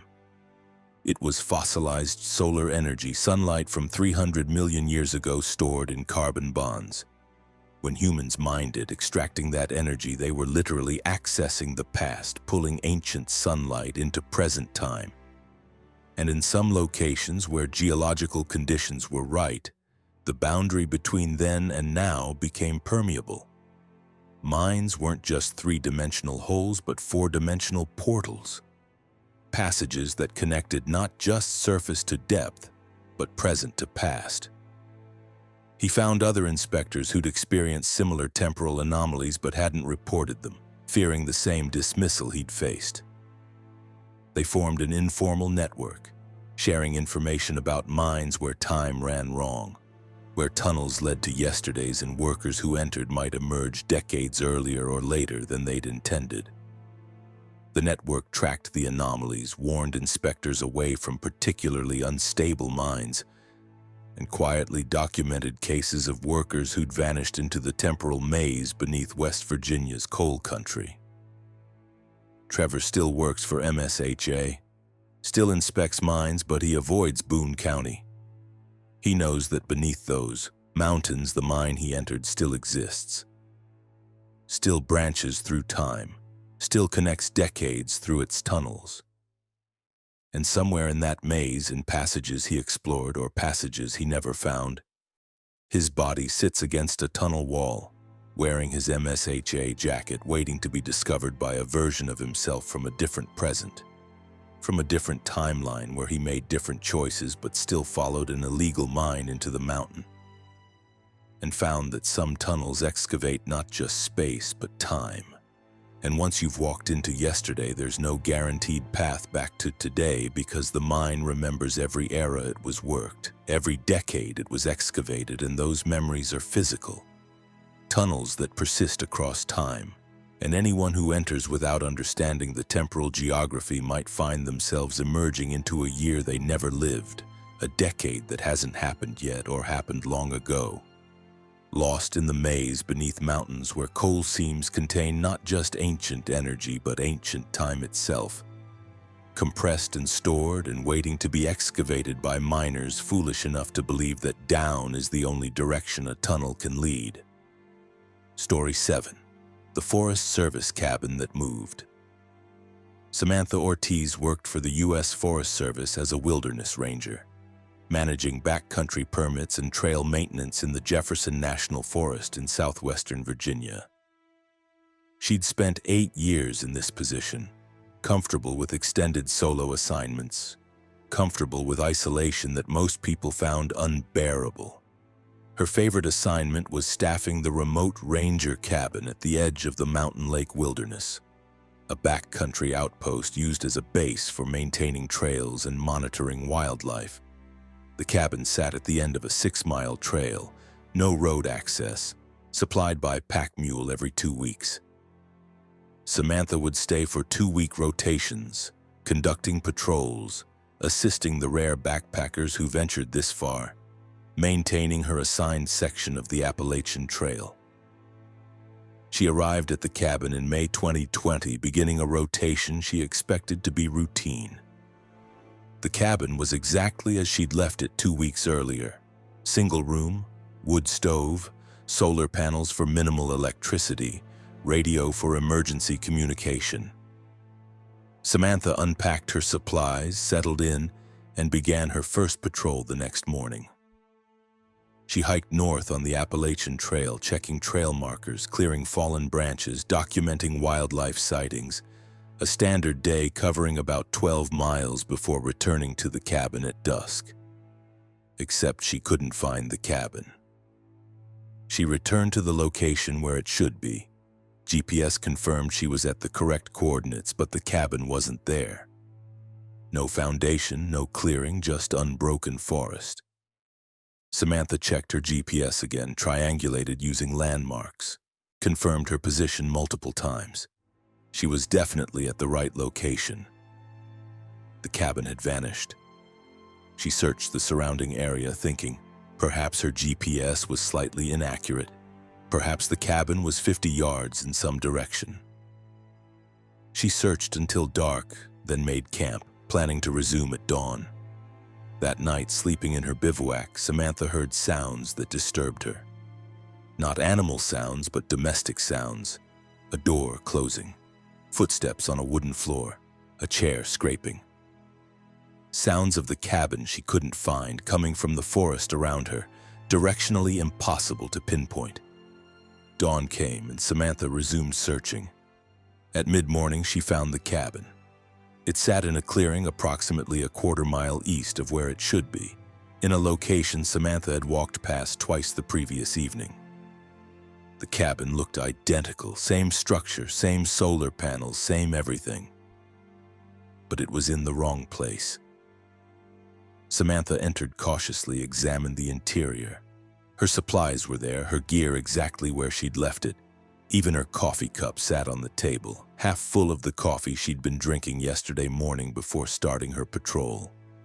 She radioed her supervisor, reported the situation. He was confused, suggested she was misremembering the cabin's location, asked if she'd suffered a head injury, or was experiencing disorientation. Samantha insisted she knew where the cabin belonged. Her supervisor consulted GPS records from previous ranger visits. The cabin's coordinates matched where Samantha had originally looked, not where she'd found it. According to all official records, the cabin was in one location, but physically it now sat a quarter-mile away. Samantha documented everything with photographs and GPS measurements. She stayed in the cabin overnight, unnerved but professional. The next morning, she left for her patrol, marking the cabin's location carefully. taking multiple GPS readings to ensure she could find it on return. She hiked south this time, covering about 10 miles before heading back. The cabin had moved again. It wasn't at the location she'd marked or the original location. She searched for 3 hours before finding it, this time nearly a half-mile northwest of where it had been that morning. Again, the interior was exactly as she'd left it. Her breakfast dishes still in the sink, her notes still on the table. Over the next week, the pattern continued. Every time Samantha left the cabin for more than a few hours, it moved. Never far, always within a mile radius, but always to a new location. The interior remained consistent, her possessions undisturbed, as if the entire structure was being picked up and relocated while she was away. She tried staying within sight of the cabin, keeping it visible during her patrols, but even turning her back for minutes would result in the cabin vanishing and reappearing elsewhere when she turned around. Samantha tried to leave, to hike back to the trailhead and civilization. But navigating became impossible. The trails rearranged themselves. She'd follow the Appalachian Trail, north, knowing it should lead to a ridgetop trail junction, but instead it would loop back toward the cabin. She'd try a different route, consulting multiple maps, but every path eventually led back to the cabin, which would be waiting in a new location, as if anticipating her return. She radioed her supervisor, reported that she was experiencing serious spatial anomalies and needed evacuation. He dispatched a team to her last known coordinates. The team hiked in, reached the location where Samantha should be. No cabin, no Samantha. They searched a 2-mile radius, called out, found no trace.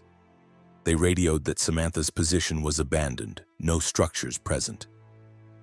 While Samantha was radioing with them, describing the cabin she was standing inside, they were reporting that the coordinates showed only forest. Samantha realized she was in a version of the forest that didn't align with the version her supervisor's team was searching. The cabin existed in a parallel geography, overlapping but slightly displaced from consensus reality. She'd somehow slipped into a layer of the forest where structures could move, where trails rearranged, where physical space wasn't fixed but fluid. She explored this understanding, ventured further from the cabin than she'd dared before. The forest had rules, she discovered, but they weren't the rules of normal geography. Paths didn't lead consistently from point A to point B. Instead, they led based on intention and expectation. If she walked with the intention of finding water, trails would lead to streams. If she expected to find the cabin, she'd arrive at the cabin regardless of direction. The forest responded to consciousness, shaped itself around her mental state. But she wasn't alone in this version of the forest. Samantha began seeing structures that shouldn't exist. Other cabins, styles from different eras appearing briefly, then vanishing. Foundations of buildings that might have been frontier settlements or might have been from futures not yet realized. And she saw other rangers, or people who looked like rangers, wearing Forest Service uniforms from different decades, walking past her without acknowledgement, existing in their own temporal or dimensional layers of the forest. Samantha tried to understand the mechanism. The Jefferson National Forest overlay ancient mountains with thousands of years of human history. Cherokee had lived here, hunted here, established trails and settlements. European settlers had displaced them, cut trails of their own, built cabins and churches in towns, most of which were later abandoned or demolished when the land became federal forest. Every layer of history left traces, not just physical but dimensional, creating a palimpsest where multiple versions of the forest existed simultaneously, accessible under certain conditions. The ranger cabin was mobile because it existed in this palimpsest, not anchored to any single layer. It moved between versions of the forest, appearing in different locations within different historical or dimensional layers. always present but never fixed. And Samantha, by accepting her assignment, by agreeing to staff this particular cabin, had become unanchored herself, existing in the fluid version of the forest where geography responded to consciousness rather than physics. She learned to navigate this version. The cabin would move, but she could find it by expecting to find it, by walking with the intention that the next clearing would contain it. Trails would rearrange, but she could walk them by holding mental images of destinations rather than following physical direction. It was exhausting, requiring constant mental effort, constant maintenance of intention and expectation, but it was survivable. Samantha's 2-week rotation extended indefinitely. She couldn't find a path back to consensus reality, couldn't relocate to the fixed version of the forest where trails led consistently and cabins stayed where they were built. She existed in the fluid version, and weeks became months, became a year. Her supplies never ran out. Food appeared in the cabin's pantry as if her supply mules were still delivering from their own dimensional layer. Her batteries recharged, her water ran clear, her propane never emptied. The cabin provided, drawing resources from the multiple layers it intersected. Samantha adapted. She's still there, officially listed as missing, her case investigated, and eventually closed unsolved. But she maintains the trails in her version of the forest, assists the occasional hiker who slips between layers and finds themselves lost in the fluid geography, guides them back to fixed reality when possible. She's learned to recognize the signs of dimensional displacement, the subtle wrongness that indicates someone has shifted from consensus forest to palimpsest forest. And she's discovered that she prefers this existence. The fluid forest is more honest than the fixed version. It acknowledges that geography is subjective, that places are as much mental constructs as physical locations, that the land remembers every version of itself and exists in all those versions simultaneously, layered and overlapping. The Appalachian Mountains are the oldest in North America, have weathered and eroded and been reformed countless times, have been inhabited by countless cultures who each created their own cognitive maps, their own understanding of space and path and home. All those understandings persist, creating layers, creating the palimpsest where Samantha now lives. She still radios reports sometimes, transmitting from the mobile cabin to supervisors who hear only static. But occasionally someone hears her clearly. Another ranger or hiker who's slipped between layers, who's found themselves in a forest where cabins move and trails rearrange. And the shortest path between 2 points isn't a straight line, but a properly maintained expectation. She guides them, teaches them navigation rules for the fluid forest, and sometimes they return to fixed reality grateful for her help, and sometimes they choose to stay, become permanent residents of the palimpsest, join the population of people who live in the spaces between versions of Appalachia, maintaining structures that move between layers, walking trails that exist in multiple timelines simultaneously, accepting that geography is consensus rather than absolute, and some of us live in the majority version while others live in the alternatives. The forests that remember being Cherokee hunting grounds or frontier settlements or future wilderness that hasn't happened yet, all existing simultaneously in the mountains that predate human concepts of fixed location and persist in multiple states because fixedness is the anomaly, fluidity is the default, and Samantha Ortiz in her mobile cabin is simply living honestly in a forest that admits it was never one place but always many places overlapping. And the cabin moves not because it's cursed, but because it's free from the arbitrary decision that structures should remain where they're built. Because motion is natural and stillness is the exception. And anyone who spends enough time in the deepest parts of Jefferson National Forest eventually learns that the trails don't lead anywhere consistent because destination is less important than journey. And the cabin waits wherever you need it to be, not where maps say it should be, because maps are lies. We tell ourselves about mountains that existed before cartography and will exist after we've forgotten how to draw boundaries and claim that places stay still. When every ranger who staffed the remote cabin knows that geography is negotiable and the forest moves, whether we acknowledge it or not. Story 8. The Church That Only Exists on Sundays.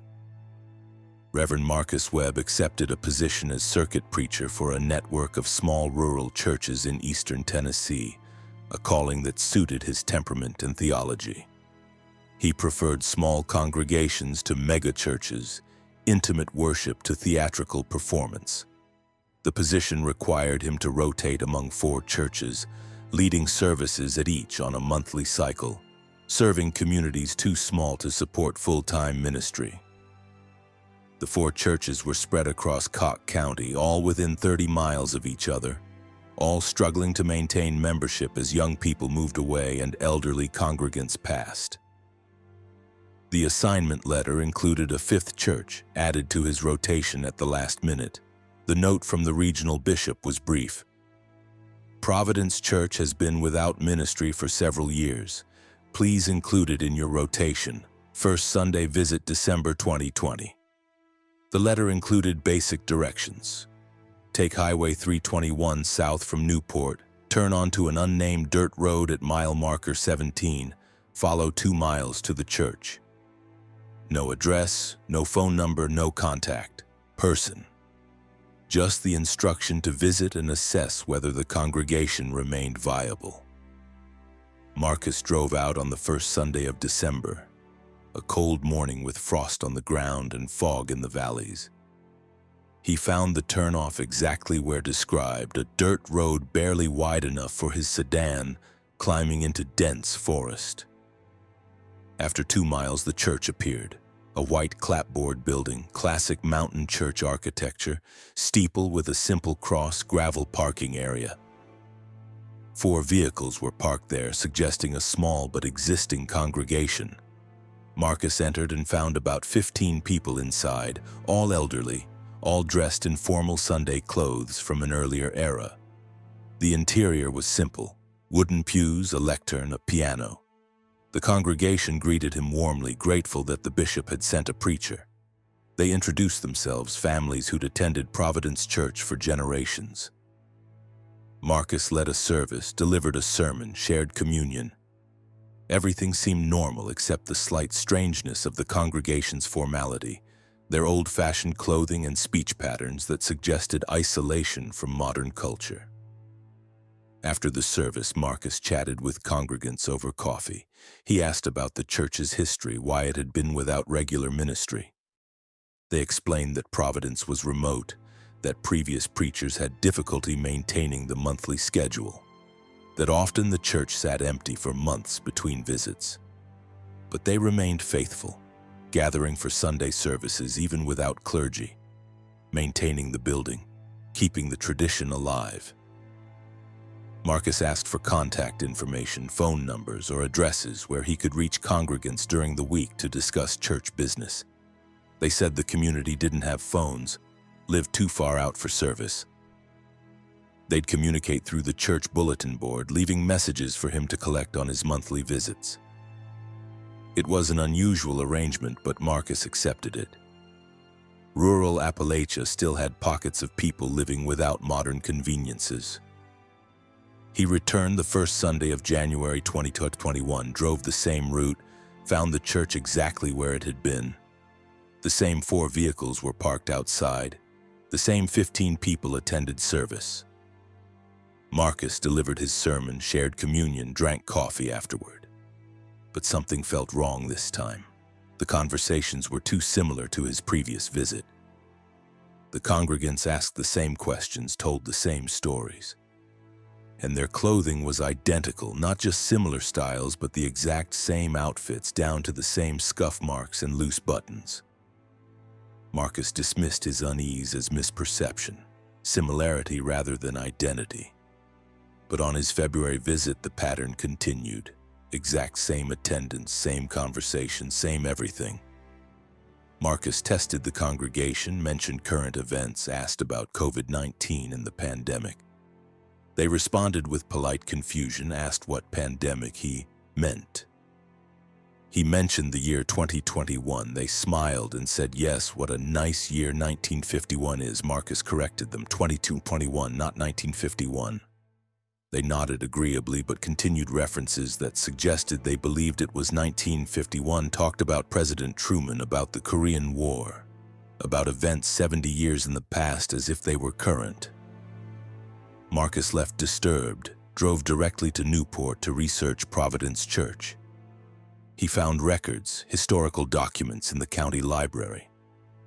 Providence Church had been built in 1923, served a small community through the mid-century, and had been destroyed by fire in November 1951. The entire congregation had died in the fire, trapped during a Sunday service when the building's exits became blocked.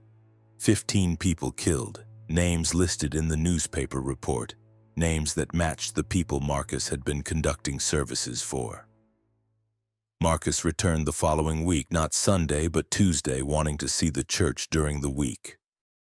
He drove the same route, found the turnoff, followed the dirt road 2 miles. No church. The clearing where the church stood on Sundays was empty, overgrown, showing no signs of any structure ever existing there. He could see the foundation stones fire-scarred, marking where the church had burned 70 years earlier. Marcus sat in his car trying to rationalize.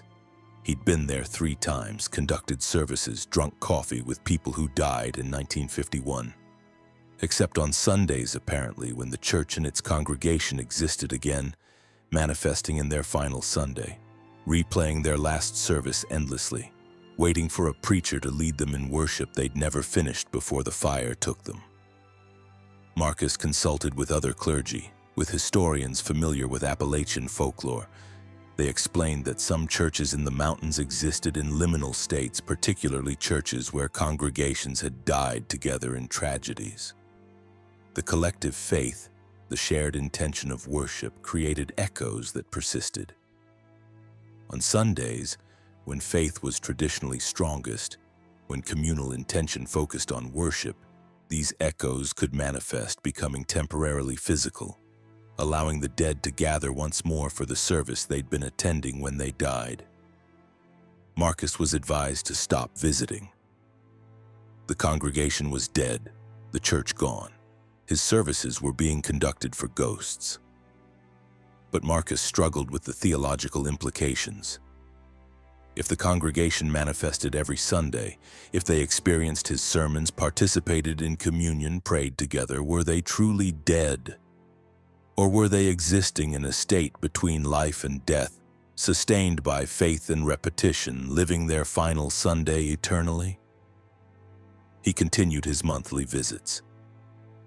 But he paid closer attention, looking for signs of the congregation's awareness of their situation. He noticed that they never referenced anything beyond that single Sunday. Their conversations looped, covering the same topics, asking the same questions. They existed only in the present moment of that final service, no memories of previous weeks, no anticipation of future weeks. Each Sunday was their first and last Sunday simultaneously. Marcus tried to help them understand. He preached about death and resurrection, about Christ's promise of eternal life beyond physical death, trying to offer them permission to move on, to stop replaying this single Sunday. But they smiled politely and thanked him for the lovely sermon, the same response they gave to every sermon regardless of content. On his 6th visit, Marcus noticed something new. A 16th person sat in the back pew, a young man Marcus hadn't seen before. After service, Marcus approached him, asked if he was visiting from another congregation. The young man explained that he was a preacher, that he'd been assigned to Providence Church as circuit minister, that he'd been visiting monthly to conduct services for the congregation. Marcus felt cold. He asked when the young man had started visiting. The young man said he'd begun in December. His first visit had been the first Sunday of December. Marcus asked what year. The young man said 1951. Marcus understood. The young man was the preacher who'd been conducting the service when the fire started, who died with the congregation. And now Marcus was replaying the same pattern, caught in the same loop. How long before he became unable to leave? How long before his visits to Providence Church trapped him in their eternal Sunday? He stopped visiting. He reported to his bishop that Providence Church was no longer viable, should be removed from the circuit. The bishop agreed, removed the church from Marcus's rotation. Marcus tried to forget, tried to focus on his living congregations, but he couldn't stop thinking about the 15 people who gathered every Sunday in a church that burned 70 years ago, waiting for a preacher to lead them in worship, unaware that they were dead, unaware that their Sunday was eternal because they died believing so strongly in the eternal significance of Sunday worship that their faith had manifested literally, trapping them in endless repetition of the moment they valued most. Marcus researches now, collects stories of similar phenomena across Appalachia. He's found dozens of churches that exist only on Sundays, that manifest briefly and vanish, filled with congregations who died during services or who believed so strongly in the importance of Sunday worship that their ghosts continue attending decades or centuries after their deaths. Some churches appear weekly, others monthly, others only on specific Sundays that held particular significance. All contain congregations trapped in repetition, living their final or most meaningful service eternally, waiting for preachers to lead them in worship they can never complete because completion would mean moving forward from the moment they've frozen themselves in. Marcus wonders if he made the right choice, abandoning Providence Church's congregation. They seemed content in their eternal Sunday, seemed happy to gather and worship and fellowship. Is it kindness to disrupt that? To force awareness of their death, of the 70 years that have passed? Or is it crueler to leave them in unknowing repetition, ghosts who think they're alive, attending a church that burned long ago? He doesn't know. But he avoids driving past that turnoff at mile marker 17 on Highway 321. He especially avoids it on Sundays when he knows the dirt road leads somewhere, when the white clapboard church exists again for a few hours, when 15 people gather in their Sunday clothes and wait for a preacher foolish enough to believe that ministry to the dead is different from ministry to the living, when in these mountains the boundary between living and dead is maintained more by consensus than reality, and churches persist in pockets of frozen time where faith was strong enough to survive fire and death and 7 decades, where every Sunday is the same Sunday and every sermon is the first sermon and every communion is the last communion, and preachers who visit join congregations eternally, becoming 16th person in the back pew, the new minister who serves Providence Church forever in a building that exists 1 day per week in a year that ended 70 winters ago but continues in the space between Sunday and Monday, where churches that believe strongly enough in eternal worship prove that eternity isn't a promise for after death, but a state that can be entered accidentally by anyone who leads service for congregation that loved their Sunday so much they refused to let a small thing like death interrupt their attendance. Story 9. The hospital where time split. Dr. Sarah Chen worked emergency medicine at a regional hospital in Wise County, Virginia, serving communities across the far southwestern corner of the state. She'd been practicing for 9 years, was comfortable with the chaos and unpredictability of emergency department work, from trauma cases to cardiac emergencies to the mundane injuries and illnesses that comprised most of her shifts. The hospital was small, 90 beds, understaffed like most rural facilities, but Sarah appreciated working somewhere her efforts had visible impact, where she knew patients by name and followed their outcomes. Her shift on February 14, 2021 started normally. Usual mix of cases: chest pain workup, possible appendicitis, child with croup. At 7:37 p.m. the shift changed. Sarah was examining a patient in room 4 when she felt a sensation like vertigo, like the floor had tilted slightly though nothing had physically moved. The sensation passed in seconds, leaving her slightly nauseous. She completed her examination, stepped into the hallway, and noticed something wrong. The hallway looked the same but different. The paint was a slightly different shade. The floor tiles were arranged in a pattern she didn't recognize. The nurse's station was in the same location but furnished differently. And the people were wrong. Sarah saw nurses she didn't recognize wearing uniforms in styles the hospital didn't use. She saw patients in gurneys being wheeled past, but they were translucent, almost transparent, like viewing people through frosted glass. Sarah approached the nurse's station, asked what was happening. The nurse on duty looked up and through her. The nurse couldn't see Sarah, didn't respond, returned to her charting as if Sarah hadn't spoken. Sarah tried touching the nurse's shoulder and her hand passed through as if the nurse were holographic projection rather than solid person.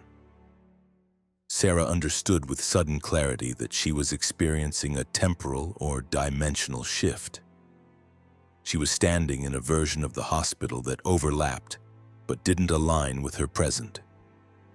She could see this alternate version, could move through it but couldn't interact with it. The version was either past or future or parallel present, a different layer of reality occupying the same physical space as her hospital. She tried to return to her original version. She walked back to room 4. The patient she'd been examining was gone. The room was empty, furnished differently, the medical equipment older models she recognized from early in her career. Sarah checked other rooms. All different, patients she didn't recognize, medical equipment from wrong eras, staff who couldn't see or hear her. She tried the emergency department's entrance, thinking she could exit the building and re-enter, reset somehow. But the entrance led to an unfamiliar landscape. The parking lot was arranged differently. The surrounding buildings had changed, and the sky was wrong, showing stars in positions that suggested different season or different year or different something. Sarah retreated into the emergency department and tried to think logically. She was a physician trained in evidence-based reasoning. She'd experienced something similar to vertigo, followed by perceptual changes suggesting either neurological event or environmental anomaly. She checked her vital signs using equipment in the version of the emergency department she occupied. Everything normal. She performed neurological self-assessment, no deficits. Her phone showed normal time and date, but no signal, which wasn't unusual in the hospital's interior. She decided to document her experience systematically. She walked through the emergency department, noting differences between the version she occupied and the version she remembered. The layout was identical, but details varied. Room numbers were same, but equipment ages differed across rooms, suggesting this version was a composite, containing equipment from multiple eras rather than single consistent time period. And she realized she wasn't alone. Other people moved through this version of the emergency department, all translucent like the nurses and patients. But these people were different. They moved with purpose that suggested awareness, and occasionally they'd look directly at Sarah, acknowledging her presence. She approached one, a man wearing scrubs from perhaps the 1980s. He could see her, smiled sadly, introduced himself as Dr. Michael Torres, emergency physician. Michael explained that Sarah had experienced what the residents of this version called the split.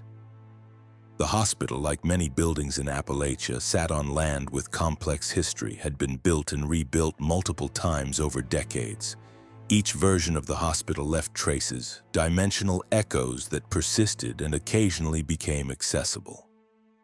The split occurred when temporal or dimensional barriers weakened, allowing people to shift between versions. Once shifted, returning to original version was possible but difficult, requiring finding the exact location and moment where split had occurred and reversing the transition. Michael had split in 1987 during a night shift similar to Sarah's. He'd been working in the emergency department when he felt the vertigo, found himself in this composite version, and hadn't successfully returned. He'd been here for 34 years. Subjective time, aging normally, while his original version of reality had continued without him. His family believed he'd vanished, presumably dead. His case investigated and closed unsolved. Sarah asked how he'd survived 34 years. Michael explained that the composite version provided basic needs. Food appeared in the cafeteria, though it was often strange combinations from different eras. Water ran from taps. Electricity functioned. The building maintained itself, drawing resources from the multiple versions it composed. And Michael wasn't alone. 11 other people were trapped here, all medical staff who'd split during shifts over the decades, all unable to return. Michael showed Sarah the others.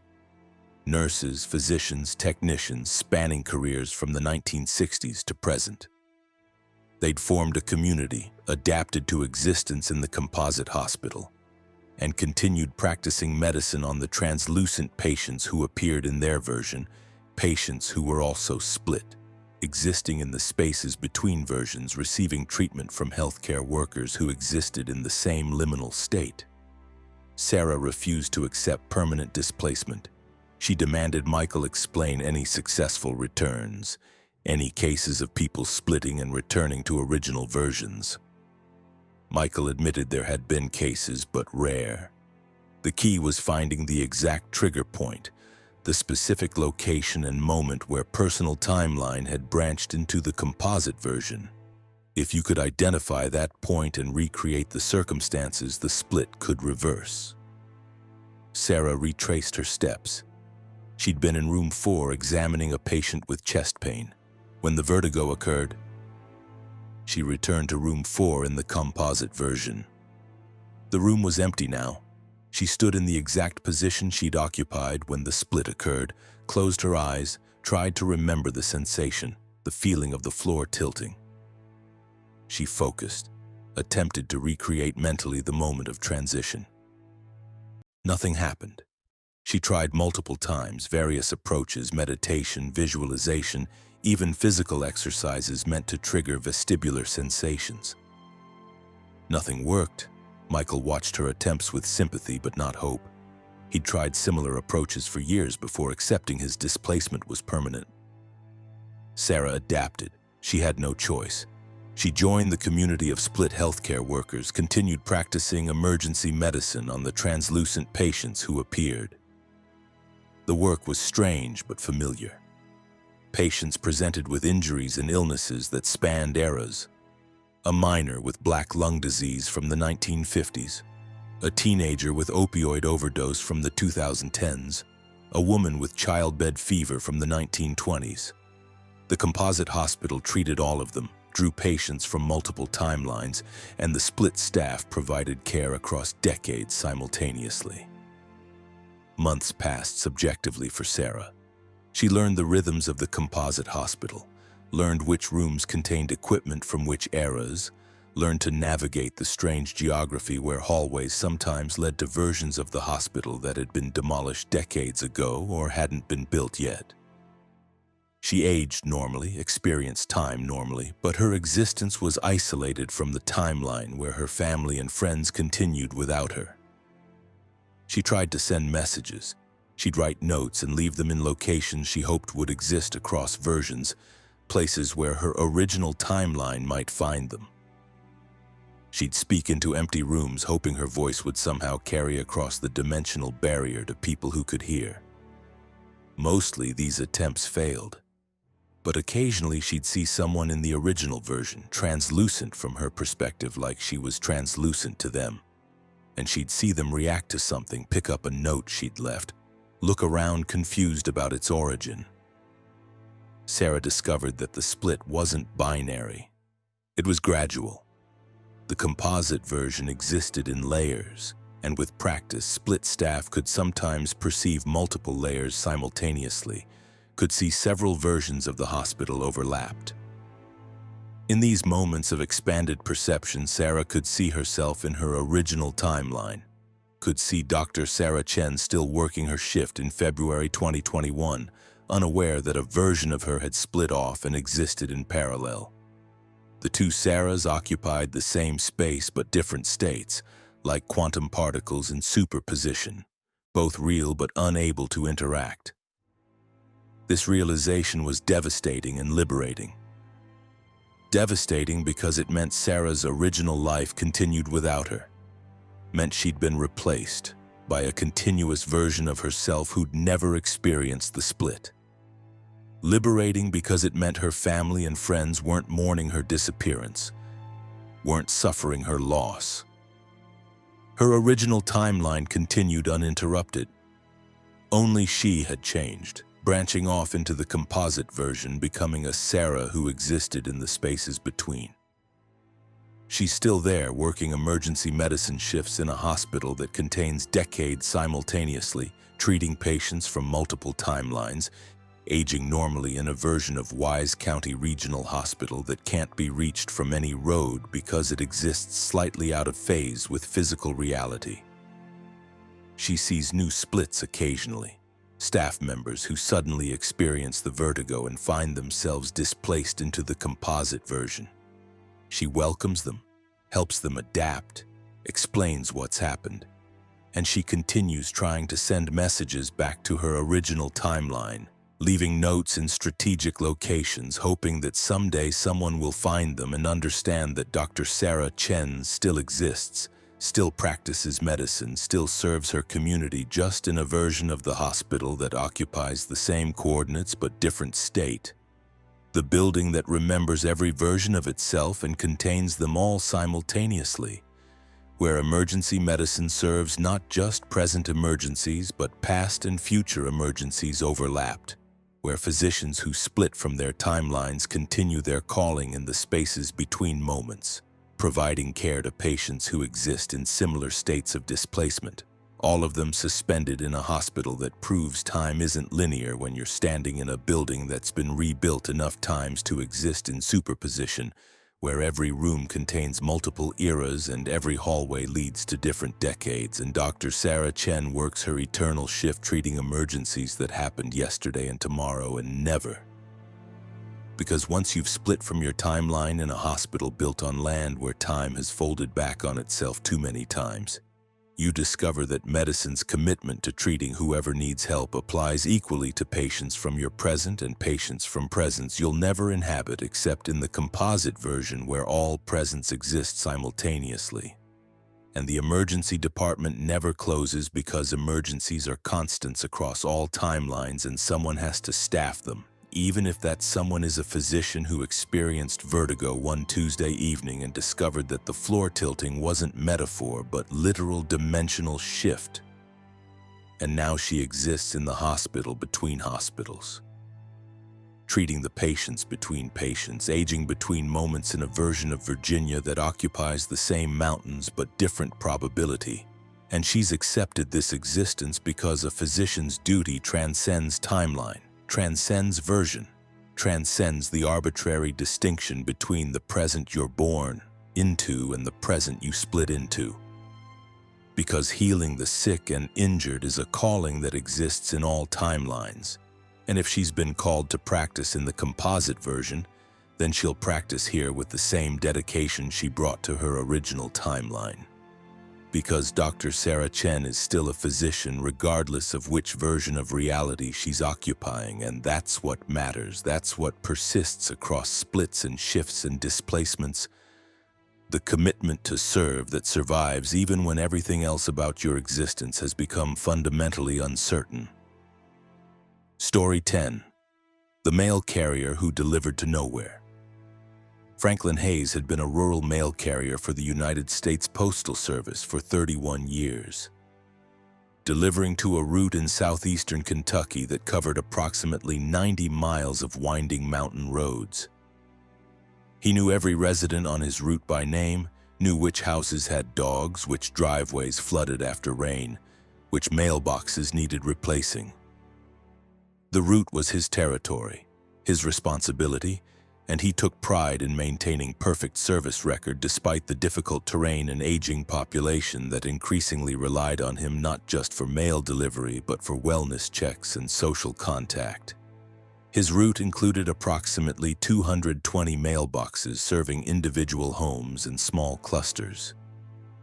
Every box had an official USPS designation, a number and letter code that connected address to database. Franklin had them all memorized, could navigate his route without GPS, knew instinctively which turns lead where. But in November 2018, returning from Thanksgiving vacation, Franklin discovered a new mailbox on his route, positioned along a section of road he'd driven thousands of times. The box wasn't new exactly, looked weathered and old, but Franklin had never seen it before. It bore a designation number that didn't match USPS records, Box 4113Z. Franklin checked his route manifest. No 413Z listed. He called his supervisor, asked if a new address had been added during his vacation. His supervisor checked. No new addresses. The 413 series ended at 413F. Z wasn't a valid designation letter. Franklin examined the mailbox more closely. It was regulation size and style, painted regulation blue, but showed wear, suggesting decades of use. Inside, he found mail, 3 envelopes addressed to recipients he didn't recognize, names that weren't on his route. The addresses showed 413Z with the correct zip code but wrong county name, listing Pike County instead of Letcher County. Franklin decided to deliver the mail. Maybe it was misfiled, meant for a neighboring route. He followed the driveway indicated by the mailbox's placement, a steep, narrow track climbing into the mountains. After a quarter-mile, he reached a house, a small cabin showing signs of occupancy, smoke from the chimney, vehicle parked outside. Franklin knocked and delivered the mail to a woman who thanked him graciously, confirming she was the addressee. Franklin asked how long she'd lived here. She said 73 years, born in this cabin, never lived anywhere else. Franklin asked why her address wasn't in USPS records, why he'd never delivered to her before despite 3 decades on this route. The woman smiled oddly and said that mail carriers saw her house only occasionally, that most times they drove right past without noticing the mailbox or the driveway. Franklin asked what that meant. The woman explained that her property existed slightly out of phase with normal geography, that it appeared and disappeared from perception based on factors she didn't fully understand, possibly related to the mountain's geology or possibly related to something older, a characteristic of the land that predated European settlement. Franklin dismissed the explanation as eccentricity but noted the address for future deliveries. The next day, returning to complete his route, he couldn't find the mailbox. It wasn't there. He checked GPS coordinates he'd noted, drove that section of road slowly, found nothing. The mailbox had vanished, or more accurately, had stopped being visible to him. 3 weeks later, it reappeared. Franklin delivered mail again, met the same woman who accepted her letters without surprise or explanation. Franklin asked if he could expect consistent deliveries from now on. The woman said that depended on whether the path aligned, that he'd be able to see the mailbox and house only when his trajectory through the mountains matched their trajectory, that most of the time they existed in parallel but non-intersecting states. Over the following months, Franklin learned to recognize when 413Z would be visible. Certain days felt different driving that section of road, a subtle sense of displacement or expectation, and on those days he'd find the mailbox waiting. He'd deliver whatever had accumulated, usually several weeks of mail compressed into single delivery. The woman was always home, always gracious, occasionally joined by family members who all claimed to have lived there continuously, despite being invisible to mail delivery most days.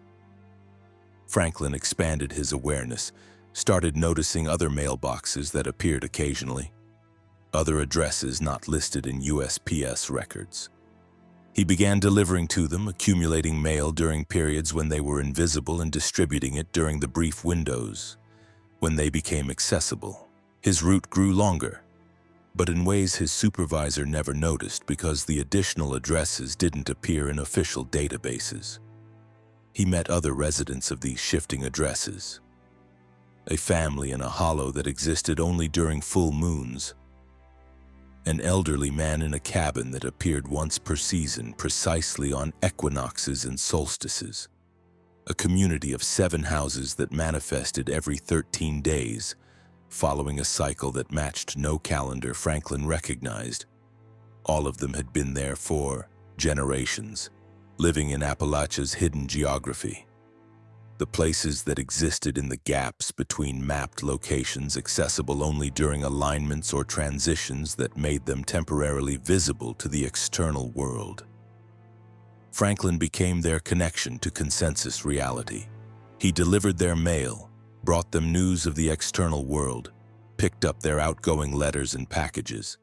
They paid him in baked goods and hand-carved crafts and stories about the hidden geography, about the network of places that existed throughout the mountains but weren't accessible to normal navigation, weren't visible on any maps because they occupied spaces between locations that phased in and out of normal geography based on cycles and factors that predated human understanding. His supervisor never questioned the extra time Franklin's route required. From the supervisor's perspective, Franklin completed his route in normal time, serviced the standard number of addresses. But Franklin experienced hours or sometimes days of additional delivery, servicing the hidden route that only he could perceive, that only he had learned to navigate. Franklin retired in 2021 at age 63, ending his career with perfect service record and approximately 9,000 miles more traveled than his odometer showed. Because distance measured differently in the hidden geography, roads that looked short on external maps extended through layers and phases that added distance without adding visible space. His replacement could follow the standard route but couldn't see the hidden mailboxes, couldn't access the shifting addresses. Within weeks, Franklin started receiving calls from the residents of 4113Z and similar addresses asking where their mail had gone, why delivery had stopped. Franklin understood that his replacement lacked whatever sensitivity or awareness allowed perception of the hidden geography. He tried to explain the situation to his supervisor, to document the hidden addresses, to train his replacement to recognize the signs of alignment. But words failed to convey what Franklin had learned through decades of patient attention, the subtle feelings and intuitions that indicated when hidden places were accessible. Franklin came out of retirement unofficially. Once weekly, he drives his personal vehicle along his old route, delivering to the hidden addresses as a volunteer, maintaining connection for the people who exist in Appalachia's gaps and folds. He's learned that he's not the first carrier to serve this function. The hidden residents remember previous mail carriers, some from decades ago, who could see the shifting geography and maintain delivery. They speak of a tradition, a selection process they don't control, where occasionally a postal worker develops the sensitivity to perceive hidden places and takes on the responsibility of maintaining connection. Franklin is teaching others, looking for the next carrier who shows signs of awareness, who comments about mailboxes that appear and disappear, who mentions feeling like roads sometimes lead different directions than they should. When he finds that person, he'll pass on the hidden route, the list of addresses that aren't addresses, the schedule of alignments and appearances. Because the hidden residents of Appalachia need mail service like anyone else, need connection to the external world, and the Postal Service's motto about neither snow, nor rain, nor heat, nor gloom of night. Staying couriers from appointed rounds applies equally to deliveries that require crossing dimensional boundaries, to routes that extend through geography that phases in and out of accessibility, to mail carriers who develop the sensitivity to perceive that mountains this old contain more than visible roads and charted hollows, contain layers and alternatives where people have lived for generations.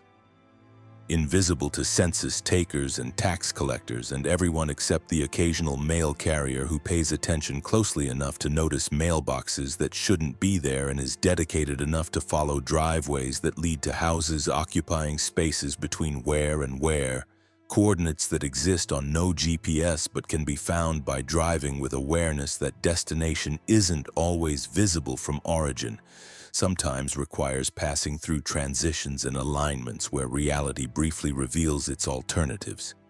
And if you're fortunate enough or cursed enough to perceive those alternatives, you have a choice between pretending you don't see them or accepting responsibility for maintaining connection between consensus geography and hidden geography, between the Appalachia everyone knows and the Appalachias that exist in its folds. And Franklin Hayes chose responsibility, chose to deliver mail to nowhere and everywhere simultaneously, chose to serve the hidden residents who pay their taxes and mail their letters and live their lives in phases and cycles invisible to those who believe geography is fixed and maps show everything, when actually maps show only what cartographers can perceive, and some of us perceive more than others and have the privilege and burden of serving those who live in the more that most people never see.